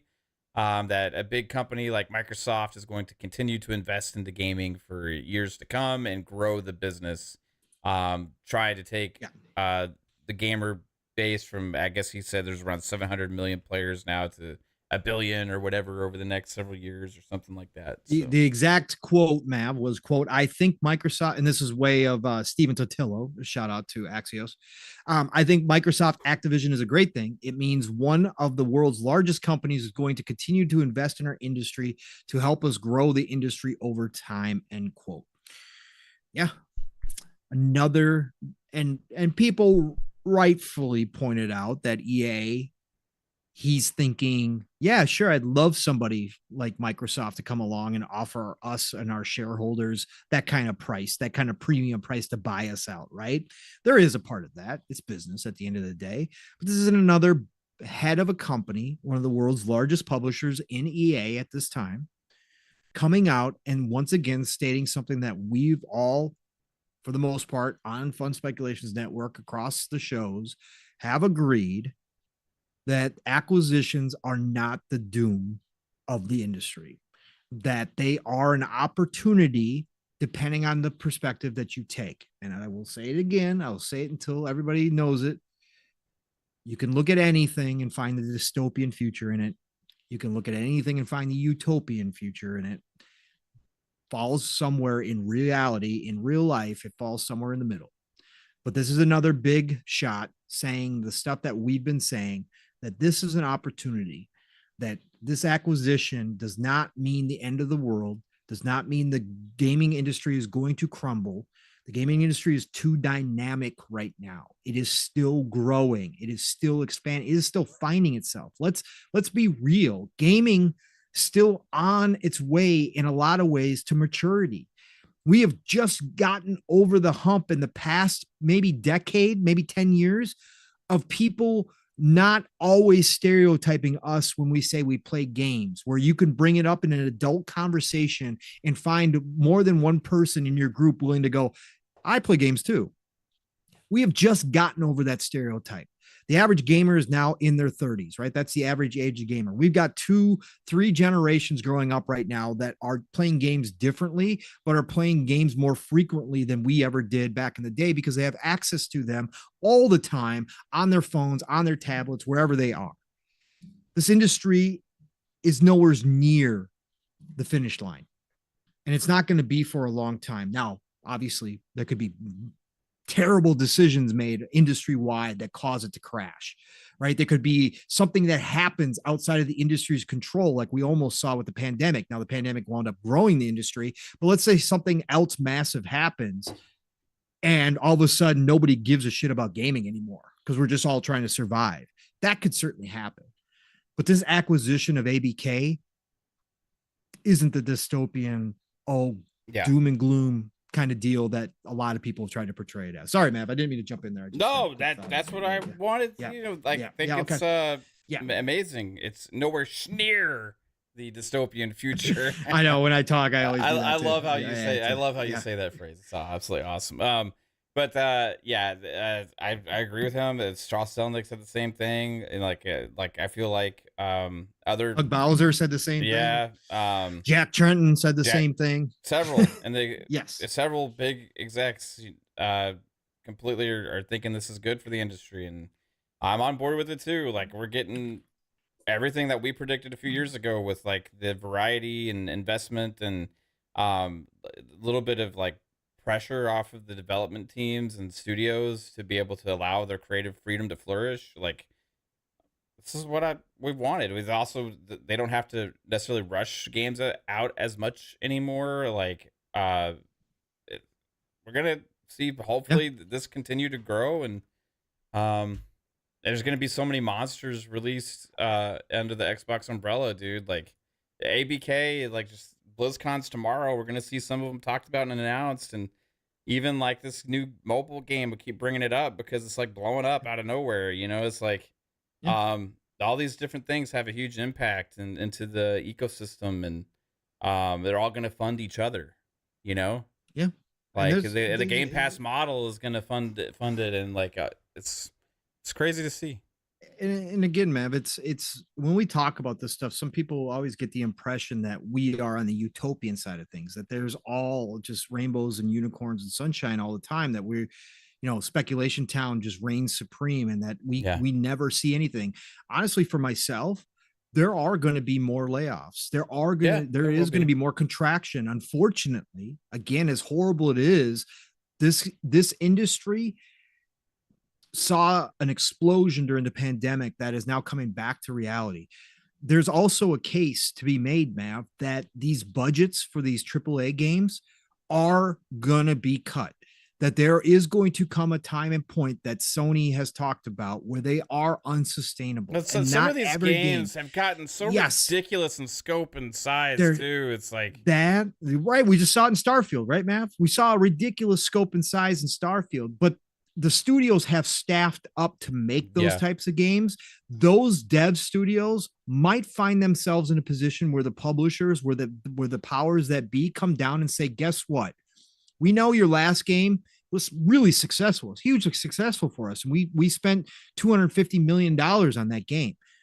This next go around, sorry guys, you guys got 100 million. And that's going to cause staff reductions. Games have grown to the point where I think that there is too much. As far as resources, staff goes, there is too much. Game devs, what we found out, devs used to do more back in the day with a whole lot less in some ways. Again, you can't compare scale and scope, right? Again, our games nowadays are just massively mind-blowing bigger than what we used to see. But when you look over at the Nintendo side of things, and we all know that they're using old hardware and they're trapped, 2 generations ago, generation and a half ago, we understand that that's how it's done. But there might come a time and point where the AAA industry really takes a hard look in the mirror and says, we can't do this anymore. You guys are going to have to go back to being more efficient. You might say, well, our games are going to take longer to come out. Fine. But you guys are going to have to go back to a time frame where you cut down on your staff, your budget is cut down, and you're just going to have to do more with less. And you guys are going to have to figure out tricks of the trade like you used to back in the day to make the vision that you have with less. And I think that reckoning might happen sooner than later at some point during this next generation or two, Mav. I really do. And it's going to be, it's going to be tough. It's going to be tough because a lot of people are going to lose jobs. But that is going to happen. So it's not all utopian. I do see points of breaking points for some of the industry where they might have to take a step back a little bit. Yeah, 100%, man. We'll see what happens. It's going to be interesting. I think there's going to be some studios that struggle more. There's going to be some that flourish in it. There's going to be different models always from these. And AI will become more important. And I honestly, I think subscription gaming is going to take more of a hold because like it's kind of a lot of ways the answer to a lot of the problems. You know what I mean? Like, and not all of them are going to succeed either. You know what I mean? So we're going to figure out which companies are going to be successful in it. I think that you're going to see more acquisitions to alleviate the concerns for the cost as well from the companies that can afford it because the amount of risk, the amount of money you got to float up front, the length of time it takes to make the games, certain companies that can afford it more than others. And, you're going to have your other startups that create things we never heard of that explode to become big. And it's going to be a dynamic industry like it always has. That's the way it always is. Yep. Ever changing. It's again, the movie industry got stagnant, but you can look at the ebb and flow of the movie industry when it was blowing up in Hollywood in the 80s and 90s and in the early 2000s. And that's kind of the same position the video games industry is right now, right? We've gone through massive changes and we're always changing. We're always dynamic. The movie industry was dynamic back then. We were getting crazy movies. Again, you look back at the 80s and 90s, there's movies back then that would never be made, never be greenlit nowadays. But that's because the risk became so big. That's because the production value became so big, the movies, that the studios started becoming risk adverse. That's what we're seeing over at PlayStation right now. That's the point I wanted to make earlier. So you can kind of look at other forms of entertainment and see kind of the same ebb and flow. Now you hope that this industry learns and you hope that they kind of make changes prior to that stagnation, where they look around and go, geez, how are we going to do this now? But it could certainly happen that way too, where they just get to a point where that's the reality, that they can't do it the way that they used to anymore. And they've got to really make changes. But just like the movie industry, you still got indie studios in the movie industry making low budget films that come out of nowhere that have huge success. That's the dynamicism that's still working. Companies like Disney that spend $225 million on She-Hulk. Correct. It's crazy. Or you run Marvel into the ground. Right. That's, another topic, right? That's you can do too much. You think keep forcing that golden goose to lay eggs. Eventually that goose ain't going to lay golden ones anymore. Right. It's going to be regular eggs. Yeah. So it happens. But then sometimes those eggs come back around and start to flourish again, But that's what's fascinating. That's what's fascinating, man. That's why we love this industry. That's why we talk higher level stuff. It's because you and I both share that passion for the higher level stuff, because it's so cool to watch no matter what happens. Again, I don't ever want the industry to go away. I never do. But I do know the reality is bad decisions can be made, and people do. We see it all the time elsewhere. So there's no reason why it can't happen here. So I just keep that in perspective. It's not all utopian all the time.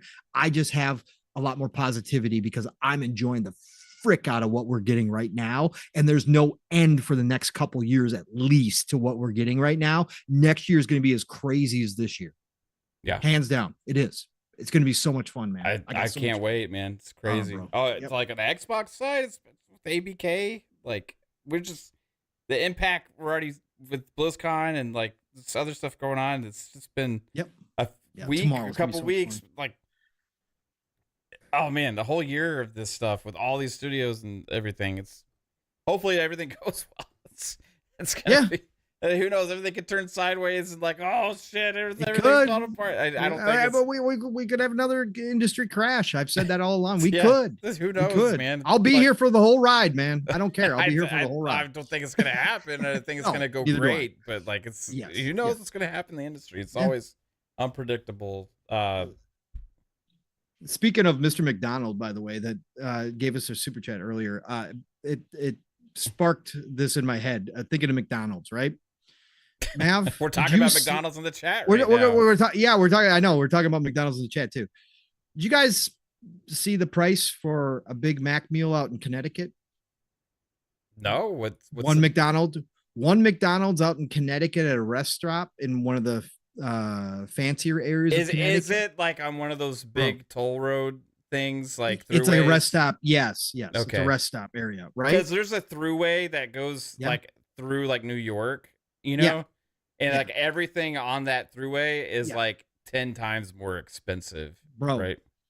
Big Mac meal at McDonald's, $18. What the fuck? You fucking kidding me? $18, $17.69. Their quarter pounder with cheese is actually $17.99 meal. What's the double quarter pounder? They didn't show that. They had a screenshot. I saw the screenshot. They didn't want to break it into the 20s. Bro, $18 for a freaking pre-made patty, microwave freaking McDonald's. I love McDonald's. Again, it's my favorite fast food. Always has been, always will be. Again, I love other fast food, but that has always been my favorite. I would never in my life pay $18. I cry now when I go and order for the family at McDonald's. And here, I think it's like 10. It's like, I think it's $9, $10 for a Big Mac meal. $18, you can kiss my ass. I'll go make my own. Thanks. Even a Big Mac meal is like, probably 7 something here, 8 something here. Is it? Yeah, I think it might still be. It's like the 9 double or 10 quarter pounder meal might be like $9 or $10 or something like that. I don't know. Exactly, Jesse P. Exactly. Go buy the ingredients and make my own burger. Hell yeah, for that cost, absolutely. $18. I saw that today and I just about fell out of my chair at work. I was like, what? Why? Right. Is it like the only food within like 100 miles? They did state that it was in one of the highest income areas in Connecticut. Oh, fuck that. Like, not anymore. Not when they're having to pay $18 for a fucking Big Mac. It's going to be the poorest area in Connecticut soon. They're going to be drained from Big Macs. Oh my God. No. It might be a healthier area now, though. If all the fast food restaurants did raise their price, everyone might get healthy. That's a good point. Like if McDonald's was like $50 for everything, I'd be like, well, McDonald's, sorry, but exactly. I'm gonna eat my lettuce at home.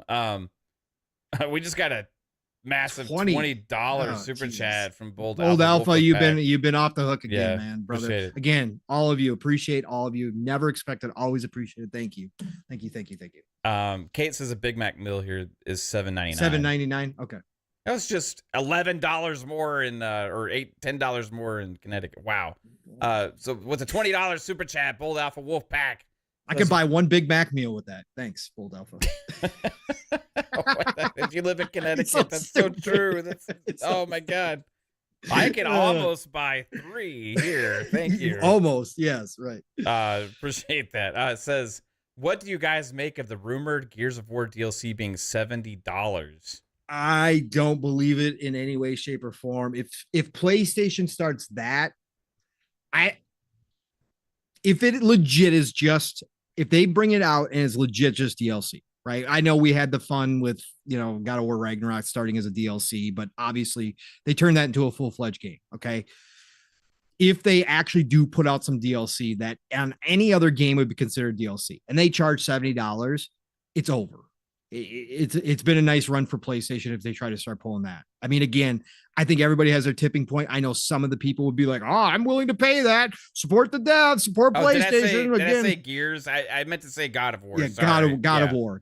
Yeah, it's God of War. Yeah, no, that would be a bridge too far, and I think you would see finally a lot of pushback on PlayStation for that if they try it. Yeah, Pong knew what I was talking about. Yes, I did. Yeah, I sorry, I knew it right away because I saw it. Sometimes I accidentally say the wrong one. Yeah, it's God of War. Yeah, I honestly, I kind of wouldn't pull it past them. I wouldn't say that they would never try it. I'm just saying if they did, I think because I think there need to have some filler for the next year or two.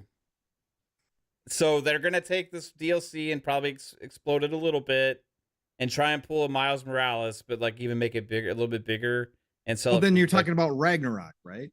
Because that's what they did with Ragnarok. Corey presented it as DLC and they said no. I think it's going to be more obvious than Ragnarok, right? Okay. But they're still going to try and justify it. And maybe they don't charge 70, maybe they charge like 60, right? 50, $49.99. Yeah, that $49.99 would be the safer bet, right? But like I think they want to try. Still, that's pushing it, bro. Because that would have to be like a big standalone. Well, that's like Miles Morales. That'd be an expansion. Like Miles Morales is like a 1.5, right? Yeah, no, I agree. So, but it was a whole different setting, and Miles was a totally different character. Like it was the same setting.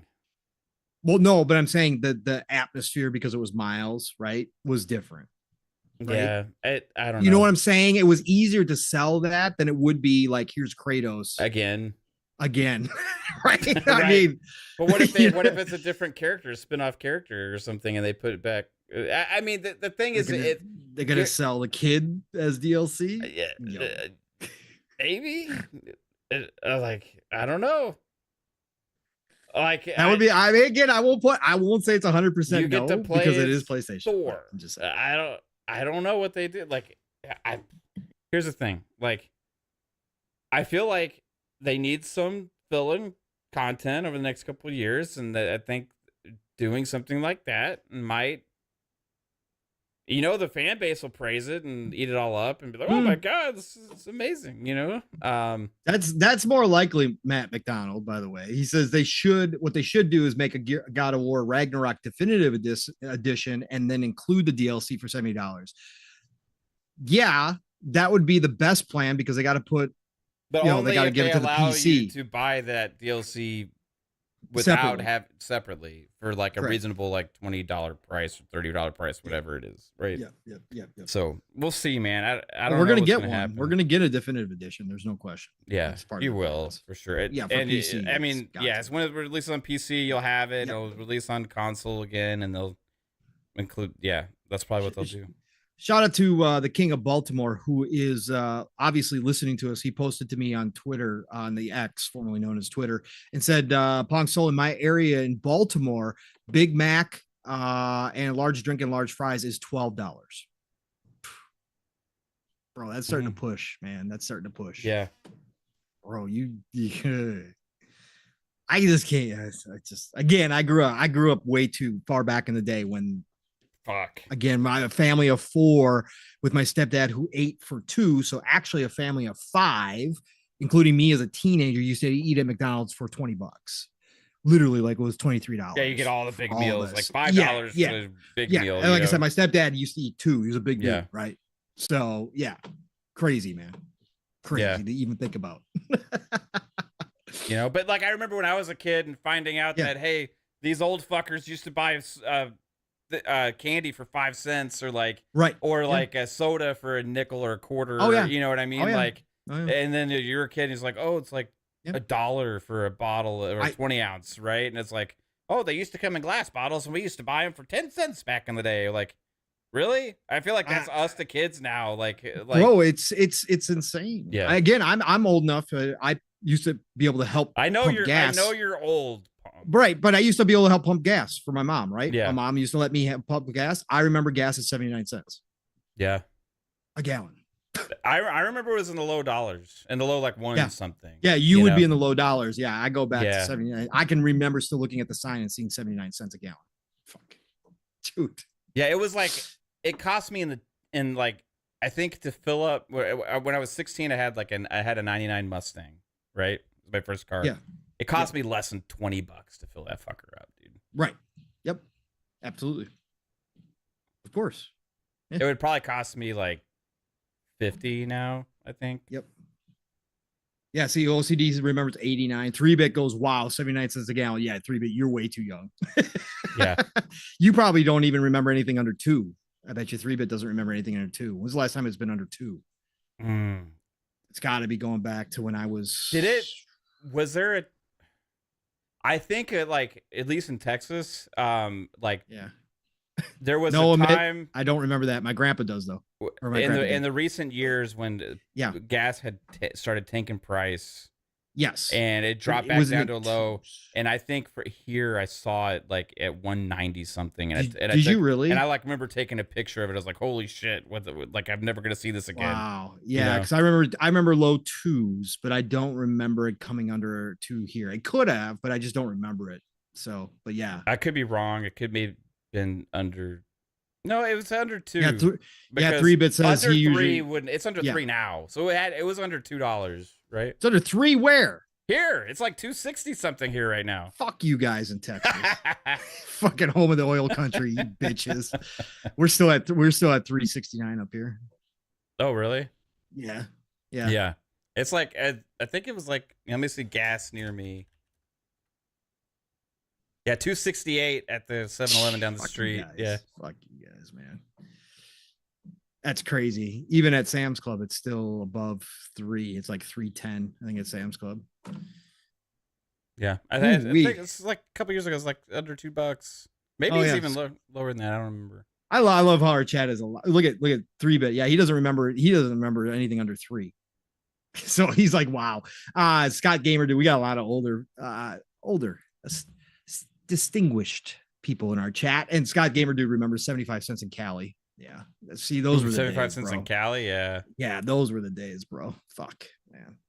Like I said, even like Mav, you just said, when I started driving, I'd fill up my tank for like a little over $14, $15. Like, it was stupid. Oh, all right, Mav. Well, 4 hours, brother. Just about. Now we just fill up our tanks with tears. Yeah. I got to take out a loan. Fucking Jesus. Scott Gamer dude has 70 Camaro. Nice, brother. Nice. Very nice. $1.75 a liter where I am in Canada, Matt McDonald says. Yep. How much is that compared to...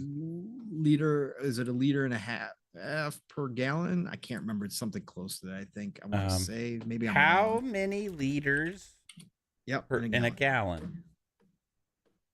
There are 3.78 liters in a gallon. Whoa. Okay, so he's paying almost $6 a gallon then. Yo. Yeah. Yeah. That's almost 4 times. Almost 4 times. So yeah, he's up towards California prices. So and New York prices. Because that's where they're at. I'm gonna do the math. Like $7. $1.75. $1.75. Yep. Times 3.78. 662 roughly. Yeah. Cool. Yep. Vic, the motherfucking click with the $5 super chat says Pong remembers adding water to his mom's steam engine. Jesus wants the sandals he lent you, Pong. How old are you? Oh, all my old jokes to the old people I used to work with. Absolutely. I used to ask them what Jesus was like at the Last Supper. Yeah, I used to ask these questions. I used to ask that. That was freaking hilarious. No, but my grandpa, God rest his soul, did tell me stories about the first time they ever saw a Model A come through his town in Minnesota. Wow. So yeah, he remembers the first time he ever saw a car, or did. That was crazy to hear those stories. Yeah. I remember the first time I saw a computer. Yeah. I do too. Alvin with $5 super chat says, Pong, I'm in VA. Got to fly to Wisconsin Tuesday to drive my sister's U-Haul back to VA. How's weather going to be next week? Well, it depends where you are going in Wisconsin, because obviously if you're up by the Great Lakes, you have a much better chance at snow. So it all depends where you're going to be in Wisconsin. But I think it's supposed to actually be pretty warm next week. We're supposed to be back in a warm. Let me see here real quick. Yeah, we're supposed to be back in a warm trend next week. So we're supposed to be in Wisconsin, supposed to be in the 40s next week, mid 40s, which is huge for this time of year, and might even hit 50s. So depending on when you're there, where you're at, like I said, if you're northern Wisconsin up by the Great Lakes, you could see some lake effect snow up there with the moisture. Just depends what day you're going. But 40s next week. Good week to come. Tell you that much. Is it good week to come? Yeah, it's always a good week to come. Pause, depending on which way you spell come. Semen stains. Good week. Every week. Says semen stains. Oh man. For anybody tuning in late, that was somebody in the chat earlier. That was somebody's name. Yeah. I haven't seen him really commenting, so I don't know if he's still lurking, but shout out to you, Semen Stains. You actually provided some content during the entire show. Why don't you all come on down here in Texas? We got gas down here for $2.68. That sounds like Ken Bardu's. We going to Ken Bardu's? Ken Bardu's. Spend some time down here at Ken Bardu's Subaru. We got the deal for you. Oh my God, that's gonna be one of the greatest inside jokes ever come up with. You're not just gonna buy one car, you're gonna buy 2 over at Ken Bardu's. Oh God, that is never gonna end in Diablo. Oh my God. Yes. We just call it now. We just call it Ken Bardu's. Yes. Love it. Yep. Fucking amazing. It's fucking amazing, bro. That night we were in tears. Oh my God. Oh, it was shit. So good. Oh, all right, man. Should we get everybody out of here and get ourselves out of here? Yeah, I got to get up early in the morning. So yeah, we're getting loopy. I got to get up really early in the morning to get to work early. So my niece, Mav, is playing for the state championships. Yeah, that's absolutely soccer. I told you, incredible, bro. So I get to go watch her at the US Bank Stadium, home of the Vikings. So it's gonna be freaking amazing, bro. So it's gonna be fun. All right, everybody. Awesome show. Chat, you guys were off the charts tonight. Again, thank you all for being here. The discussions, the generosity, everything that comes with this. You guys are a part of our shows. Hear that. Not every show will tell you that. Some shows will act like you are there by their grace. You all are a part of the Fun Speculation Network. You guys support it. You guys are the reason why we do this. So thank you all for being here. Nothing but love and respect to all of you, whether you were just lurking, whether you dropped in for 10 minutes and left, or stayed for the entire show. It does not matter. Whether you listen to this in the future, you are also a part of the show as well and make this whole thing go. So thank you for that. Another great Thursday night, PM in the PM, hanging out with my brother from another, the one, the only Fun Speculation, aka Mav. Brother, Xbox Ultimate tomorrow night. What else you got? What else you got cooking, man? You gonna do, are you committed to streaming or co-streaming BlizzCon? Am committed. tomorrow. 10 a.m. by the way, I corrected. 10 a.m. Pacific time. 10 a.m. Pacific time? I thought it was 11 a.m. Pacific time. I just looked it up and they said starting tomorrow. Blizzard just put out a post a little bit ago. Is it like a pre-show or? I don't know, brother. You're gonna have to look that up, but they said 10 a.m. Whenever it is tomorrow, tune in for the BlizzCon thing. I will be co-streaming here, everybody. We'll see what they got cooking. It's gonna be a long show, like 2.5 hours or so, but not as long as this one. So come and hang out then, and we'll see what they got. But appreciate you all for being here. But besides that, Xbox Ultimate tomorrow night at 10 p.m. Eastern time. We'll be able to talk about all the fun announcements from BlizzCon. And then maybe we'll have some solo stream fun, Mavcast type shit going on this weekend. Who knows what we'll do. Monday we'll be back. It's at 10? It's 11 a.m. is opening ceremony. So it's like a pre-show. Okay. They might have a pre-show going. So check on that. Hasdor posted that. So I don't know for sure where that came from. But 11 a.m. is the official opening ceremony. So that means 2 Eastern. 1 o'clock. 1 o'clock Central. Yeah. Yep. Correct. So yeah, tune in. Probably go live a little bit before that. And then FSP Fun Speculation Podcast Monday nights at 10 p.m. Eastern time. We didn't have our show this week because of Halloween stuff going on, as well as we didn't have Fun Pop, which is our Tuesday show at 10 p.m. Eastern time with movies and stuff. We're gonna have a lot of Marvel discussions this week. It's gonna be fun. And then back here for Thursdays for PM and the PM. Appreciate you all for being here. We did have another super chat real quick to get to. From Bold Alpha Wolfpack, Bold Alpha Wolfpack, with $2 says thanks for your time. Really well, appreciate all the support, bro. Again, it's always super appreciated. But hey, Pong Soul, what about you? Yes, sir. You guys all know the drill. Again, I will be there for Xbox Ultimate tomorrow night. Since I will not be able to co-stream with Mav tomorrow, I'd love to get out of work, but I got to get to work early and then head down to my niece's game. But I will be back in time for sure for Xbox Ultimate. So I can't wait to talk BlizzCon happening tomorrow night, right here on the Fun Speculation Network, Xbox Ultimate. We're gonna have a lot to talk about. So be there. And then of course, Saturday mornings, just set those alarms now. That way you don't have to worry about it. Wake up, come get that energy from myself and my brother from another Steel Rain on Living Split Screen. I know there's other great, fantastic shows headed at the same time. Have us on 2 tabs, have us on 3 tabs, whatever it takes, flip back and forth, whatever you got to do. But join me and Steel Saturday morning. Living Split Screen. Split Screen's all one word, 10 a.m. Eastern, 9 o'clock Central Time. A lot to talk about this week. And again, Steel's got some different opinions. So we're going to have one of those weeks where him and I come from different perspectives a lot. So it should be pretty fun. And obviously, we're going to cover whatever happens tomorrow at BlizzCon. We will be covering on Saturday morning and talking about. And in fact, BlizzCon will still be happening that day too, with World of Warcraft Deep Dive, Overwatch 2, what's next, that kind of stuff. Diablo 4 Campfire Chat, which I'm not going to miss, starts later that day. So a lot to talk about. Be there that morning. And then the Shop podcast on Saturday night, the best way to end your Saturday night. PTK Blam's channel. You got to find it. The Shop podcast. It's PTK Blam. It's Fuzzy. It's myself. And we usually have a guest. I don't know if he's announced guests yet this week. But no matter what, drop on in 9 p.m. Eastern, 8 o'clock Central Time. Be there this week. We'll be reverting back to a later time because we're swapping the clocks in the U.S. this weekend too. So that'll happen next weekend. But this weekend, still 9 p.m. Eastern, 8 o'clock Central Time. The Shop podcast every Saturday night. And then, of course, starts all over next week. Double Barrel Gaming is the channel. Mr. Boomstick, the man, again, got to give him his flowers because he supports so many of us in so many different ways.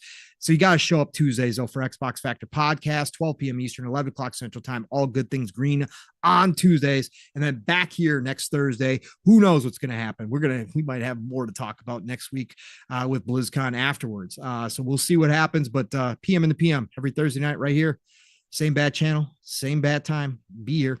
Otherwise, everybody, Golden Age of Gaming is here. It really, really is. Enjoy it. Get out there. Have a great Friday. Have a great start to your weekend. Play what you love.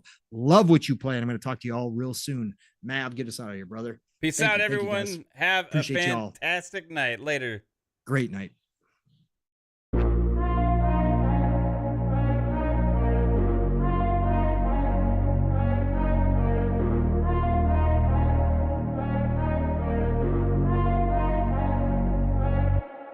Oh.